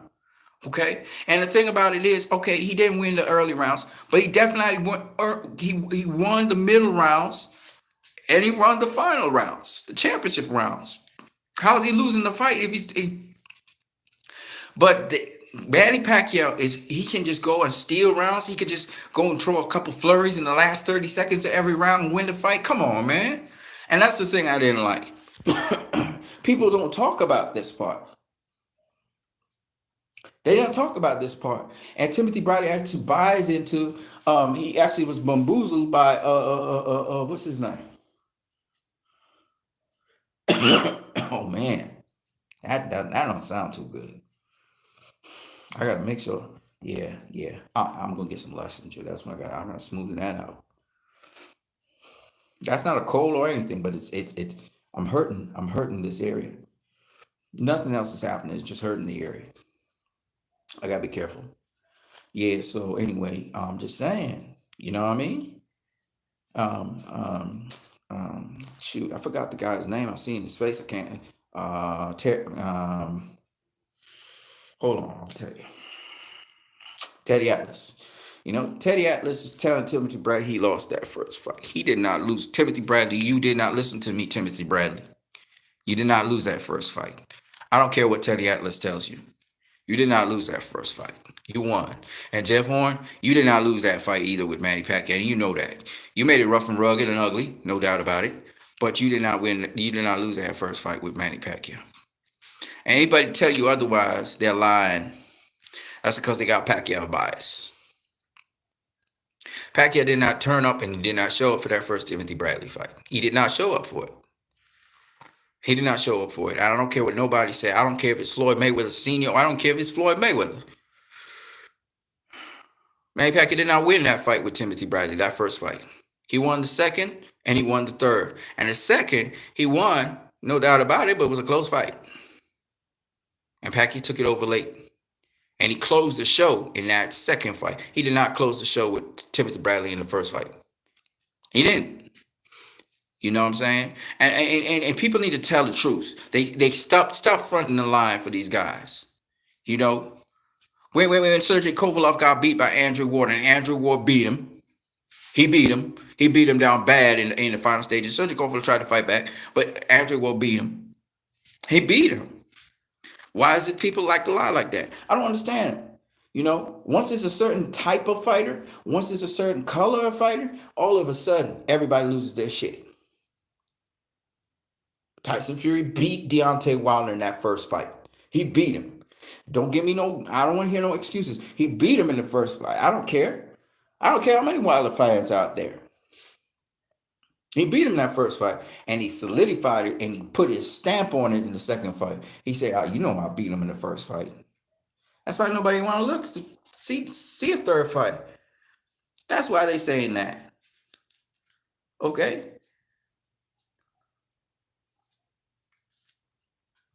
But quite frankly, we got to give credit what credit is due, man. Teofimo Lopez beat Lomachenko. He beat him. Listen, man, Coach Anthony and my dude, heavyweight dude, he beat Lomachenko. It wasn't no draw. This fight was not no draw. The judges' margins weren't wide. The judges' margins weren't wide. Ask yourself this question: who was in control of the fight for the majority, for all of the fight, actually, from round 1 to round 12? Who was in control of the fight? Who never relinquished their control of the fight? Who's controlling real estate for most of the fight? That's ring generalship. Who actually had the better effective punches in the fight? Who was effective? When you look at the majority of the fight, Teofimo Lopez. Who?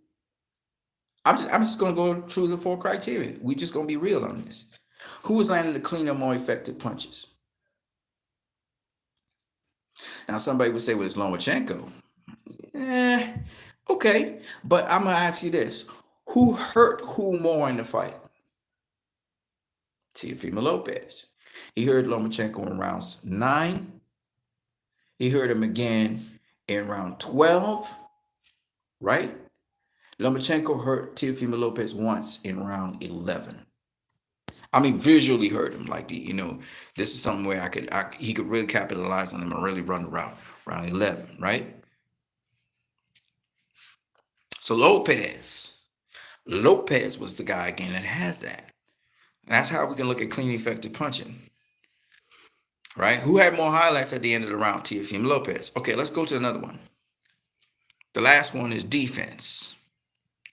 Now, some of y'all gonna say Lomachenko had defense because when you look at the connect percentage, Teofimo Lopez landed a certain percentage of shots on Lomachenko. But then we ask ourselves, how many punches, actual punches, who landed on who? Teofimo Lopez outlanded Vasily Lomachenko. He outlanded him. Right? He outlanded him in the fight, which means what? Right? which means who had the better defense? You see what I'm saying? So it was no draw. It was no draw. And even if you say the judges' cards were a bit wide, it depends on where they're seated, right?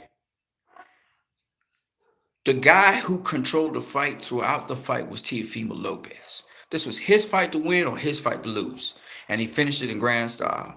And anybody with half a brain, you just had to have half a brain, not a whole entire brain, half a brain can deduce from the judges' overlapping agreement that 7 out of the 12 rounds were clearly Teofimo Lopez rounds. That's according to the judges. And that tells us the truth of the situation. That it was a strong 7 out of 12 that Teofimo Lopez won. How many rounds you got to win a fight?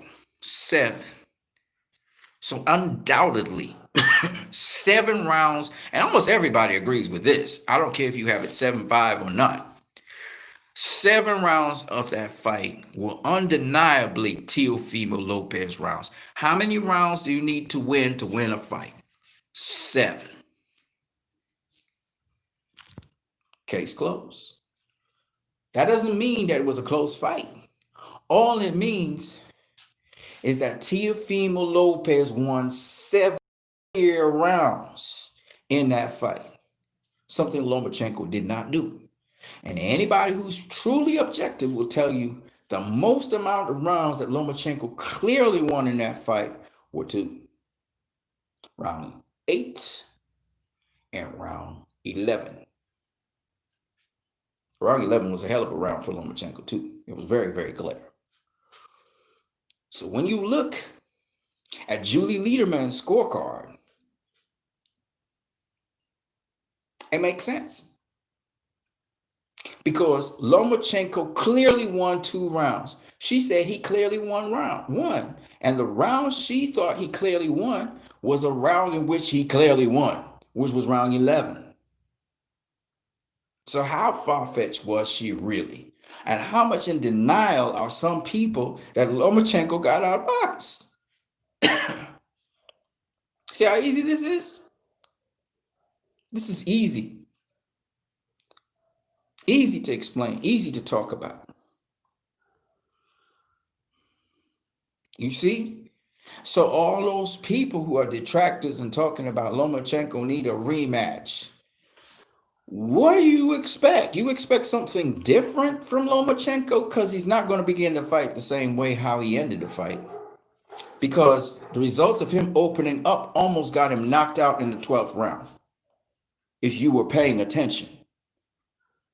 But Lomachenko said, I'm going broke, and if he takes my lights out, he takes my life out. He decided to go broke. He was still doing it in an intelligent-like manner, but he went for broke. He went for broke. And he almost got taken out of the game in the 12th. Almost. The referee kind of saved him again. And he was smart. He used a veteran move and he used his head. And what threw Lopez a little bit off his game was the fact that Lomachenko was coming in using his head. And his father told him, use your forearm and push him off. Don't let him butch you. Right? So, Lomachenko, even on the inside, I saw Lomachenko was throwing all them rabbit punches, and he was just ripping, boy. He didn't want to be denied. He's strong too. But the fact of the matter is, there is no disputation here. You can't dispute that he won the fight. That is Teofimo Lopez. It wasn't close. Anybody telling you it was close, the more reasonable scorecard of this fight that most people agree with is 8-4 because they believe Teofimo Lopez won the first 7 and the 12th, right? But I make the case that I think Teofimo Lopez also won round 9. So I believe it's 9-3. It's more like a 9-3 fight for me. I really said round 8, but when I look at the fight, I think he won round 9, not round 8, because round 9 is the round in which he landed that nasty body punch. All right. But at the end of the day, I got to step out. I got to go and do some things. I might come back and talk some more with you guys, but for now, I got to make a rounds. But before I do that, I believe that Julie Lederman's scorecard is not that as far fetched as people think. You know, if you look at it, it was more like a rout because the ring generalship, Teofimo Lopez for 12 rounds had that. You look at punch stats for 12 rounds straight. Teofimo Lopez outlanded Vasily Lomachenko in power shots. All 12 rounds, he outlanded Vasily Lomachenko in power shots. All 12 rounds. So, punch stats be saying, based on power punches, that Teofimo Lopez routed Vasily Lomachenko. All 12 rounds. I think, no, yep, all 12 rounds. He outlanded Vasily Lomachenko in power shots. Not percentage landed, but in terms of actual punches landed. Okay? Vasily Lomachenko was more accurate. Right? But the point is, as I was saying before, and I'll say it again, that a lot of people, try to force outcomes. They're not honest with themselves. They're not honest about what actually transpired. And I don't like that. I don't like intellectual dishonesty. I don't like people who are trying to push narratives and agendas to suit what they want. I think that is dishonest. I think as boxing fans, we need to be honest. If we're ignorant boxing fans of what really goes on in boxing, then we need to educate ourselves. And that's what hopefully Showbiz the Adult can do. I know Showbiz the Adult has certain perceptions of certain fighters, but and it comes across. But let me just say, I I'm okay with that. I'm okay with that because boxing has so much history. It's so vast and it's so there's so much to learn from it. I don't want to spend too much more time with you guys because I have other things I have to do now, and it's 7:03 in the afternoon. I gotta drink some water before I go. Okay. Um, but I look forward to talking with you guys again. Look out, we may have a stream yard. I'm gonna do a stream yard with you guys. If it's early enough, what I'll do is I'll allow you guys to pop on here, chat away. And if you want to, you can contribute as well. If you want me to go for hours, I can go for hours. But I think I want to keep it kind of brief. I want the longest I really want to do these things is like an hour or so. But in the meantime, man, I'm what you need. You've been watching this channel. I thank you, so many of you guys who come through and hit your likes. Don't forget that you can also subscribe and share these videos, even though they're pretty long-winded. So if people really are intrigued by what I'm saying, then great. But you can share them as well as you can subscribe to my channel if you so wish. Again, there's no, you don't have to do nothing. It's very much uncut. So you just heard me fart. You just heard me, I keep my hair scruffy right now, not well shaven and all that. But the point behind it is not to be scruffy. It's not to be, it's just you catching me in real time. If you were to see me you've seen my presentation, so you know how I can be. But at the end of the day, we're trying to just educate the fans on boxing. Just have your love for the sport more focused so you can factor into other things, whether you have your preference for styles or not. And also to give homage and credit to the fighters, who have sacrificed so much. And let me just say again, because I just can't help but talk about Vasily Lomachenko. Even though he's lost, there's so much good of things about him. And I've been saying this for a while because a lot of people feel he's not the goods, but he is the goods. He is the goods. He's the real deal. I've been saying this before they started blowing him up and then really exaggerating a lot of things. He is the real deal. Okay. Not only can he fight, but also, because I was hearing guys talk about his deficiencies and they go in on him and stuff. And I just believe that this guy dedicated his whole life since he was a child to this sport, and that's not the way to treat a fighter. And just because he's lost doesn't mean that he's not good or he's not great. And I just don't like that. I believe that there's a different way to approach things. Okay, clearly Teofimo Lopez was a better fighter than Vasily Lomachenko, right? We know that now. But does that mean that Vasily Lomachenko is not a great fighter? No.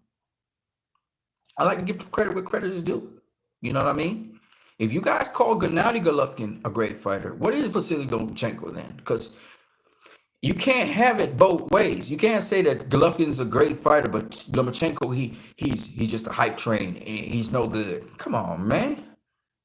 Come on. He's a much better fighter than Gennady Golovkin was. Much better.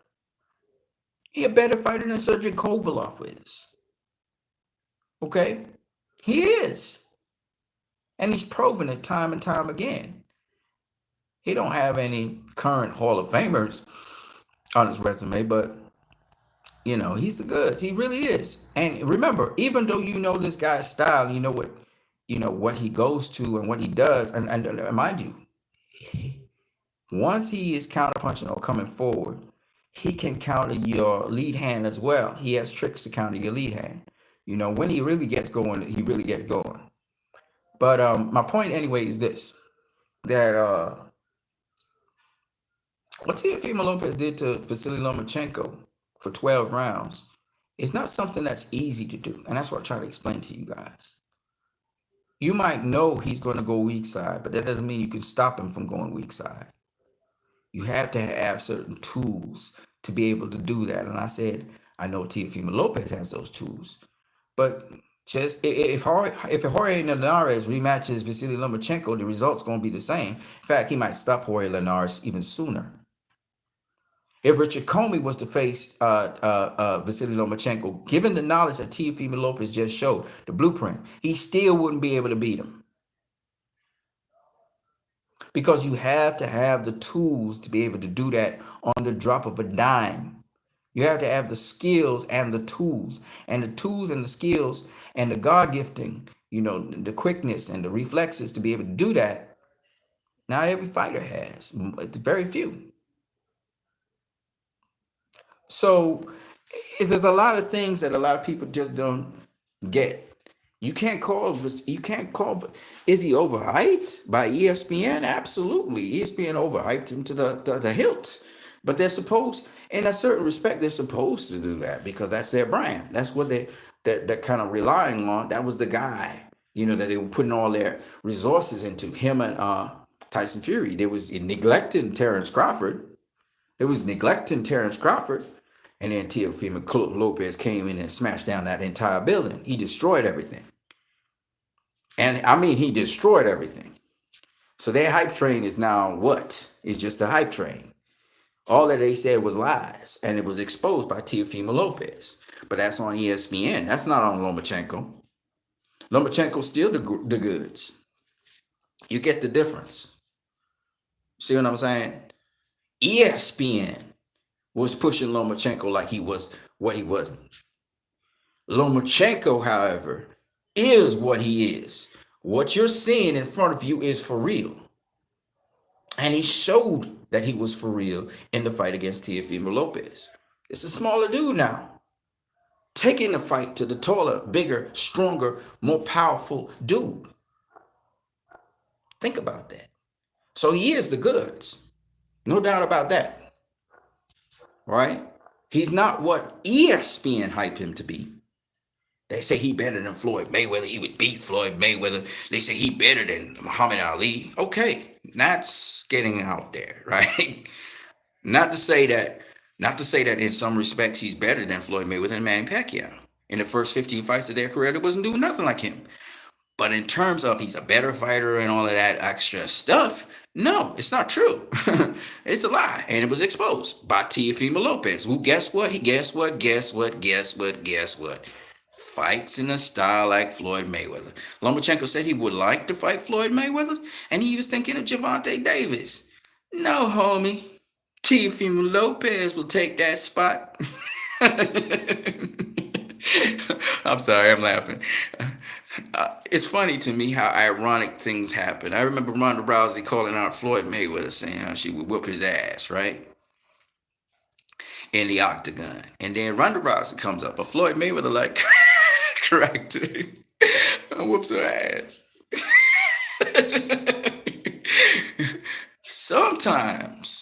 Sometimes networks and trying to hype up things, sometimes they go a little too far. And God has a sense of humor. And God will say, you know what? You saying this guy's better than God, Floyd? And think, okay, let's put that to the test. Let's bring in Floyd. Come, pretty boy. That would be Teofimo Lopez, the reincarnation of pretty boy Floyd Mayweather to some degree. Not saying he's Floyd Mayweather, but he does fight with a style something like pretty boy. Something. Boxer puncher. That would be the guy that Teofimo Lopez would have faced. And we saw how it turned out. shouldn't have said that, homie. A lot of people did that to Michael Jordan too. They would say, Michael Jordan couldn't beat this guy, couldn't, and then all of a sudden, let's put it to the test. Michael Jordan would just show up, boom. All right, man, strap him up, let's go. You know what I'm saying? The only guy that was, Jordan didn't mess with was Kobe. Kobe didn't play that. Kobe didn't play that. Kobe said something to Jordan. Jordan knew Kobe wasn't afraid of it because, Jordan get motivated, Kobe get motivated. They were the same kind of guys. But my point anyway is not that. Okay, I'm throwing a little shade right now, but my point is Lomachenko is what you see is what you really see. The guy, the work ethic, the sterling amateur career that he had really showed in his pro career. He got more opportunities than T.O. and other guys, but he got to display his skills and he put it on stage on a high level, on a very high level, repeatedly. And against T.O., he even showed it in the 11th round. He really he pulled out all the Loma stops. He pulled out everything. He showed heart. Same thing I saw against Luke Campbell. The smaller guy beating down and bullying down the bigger guy, But in this case, he was dealing with a guy that just had enough slickness, enough defense, enough strength, enough power, enough size to be able to handle that and come back. So kudos to Teofimo Lopez on controlling the fight and taking the win. And at the same time, even though I know Lomachenko is really feeling it right now. Tariq H says, I thought Tia was going to win by knockout. I thought so too. I thought it was going to take him out in 5. I definitely thought so. But that Lomachenko that came on the night was smart enough not to put himself into that way. In fact, he waited till the 8th round and just start turning it up. Because people had predicted he gets stopped in 8. So he waited till the 8th round to start turning it up. And what's the other funny thing, man? The other funny thing is he almost got stopped in the 12th. Tio actually almost got him. He almost got him in the 12th because Tio started really teeing off on him, and you could see he was frozen up, and you could see his stiffness, his body stiffened up with those punches, and I knew, oh shit. And Timothy Bradley was like, oh shit, it's about to go down. He about to take him out of there. And then the referee just came in. It was very funny. It was very funny. Anyway, man, I gotta get out of here. Tariq H. I never thought he was going to outbox him. Yeah, man, I agree with you 100% on that. Even though I knew that Teofimo Lopez could outbox him, you know what I'm saying? I didn't expect that. No, I think a lot of people didn't expect it. I think punch drunk boxing, he had it right.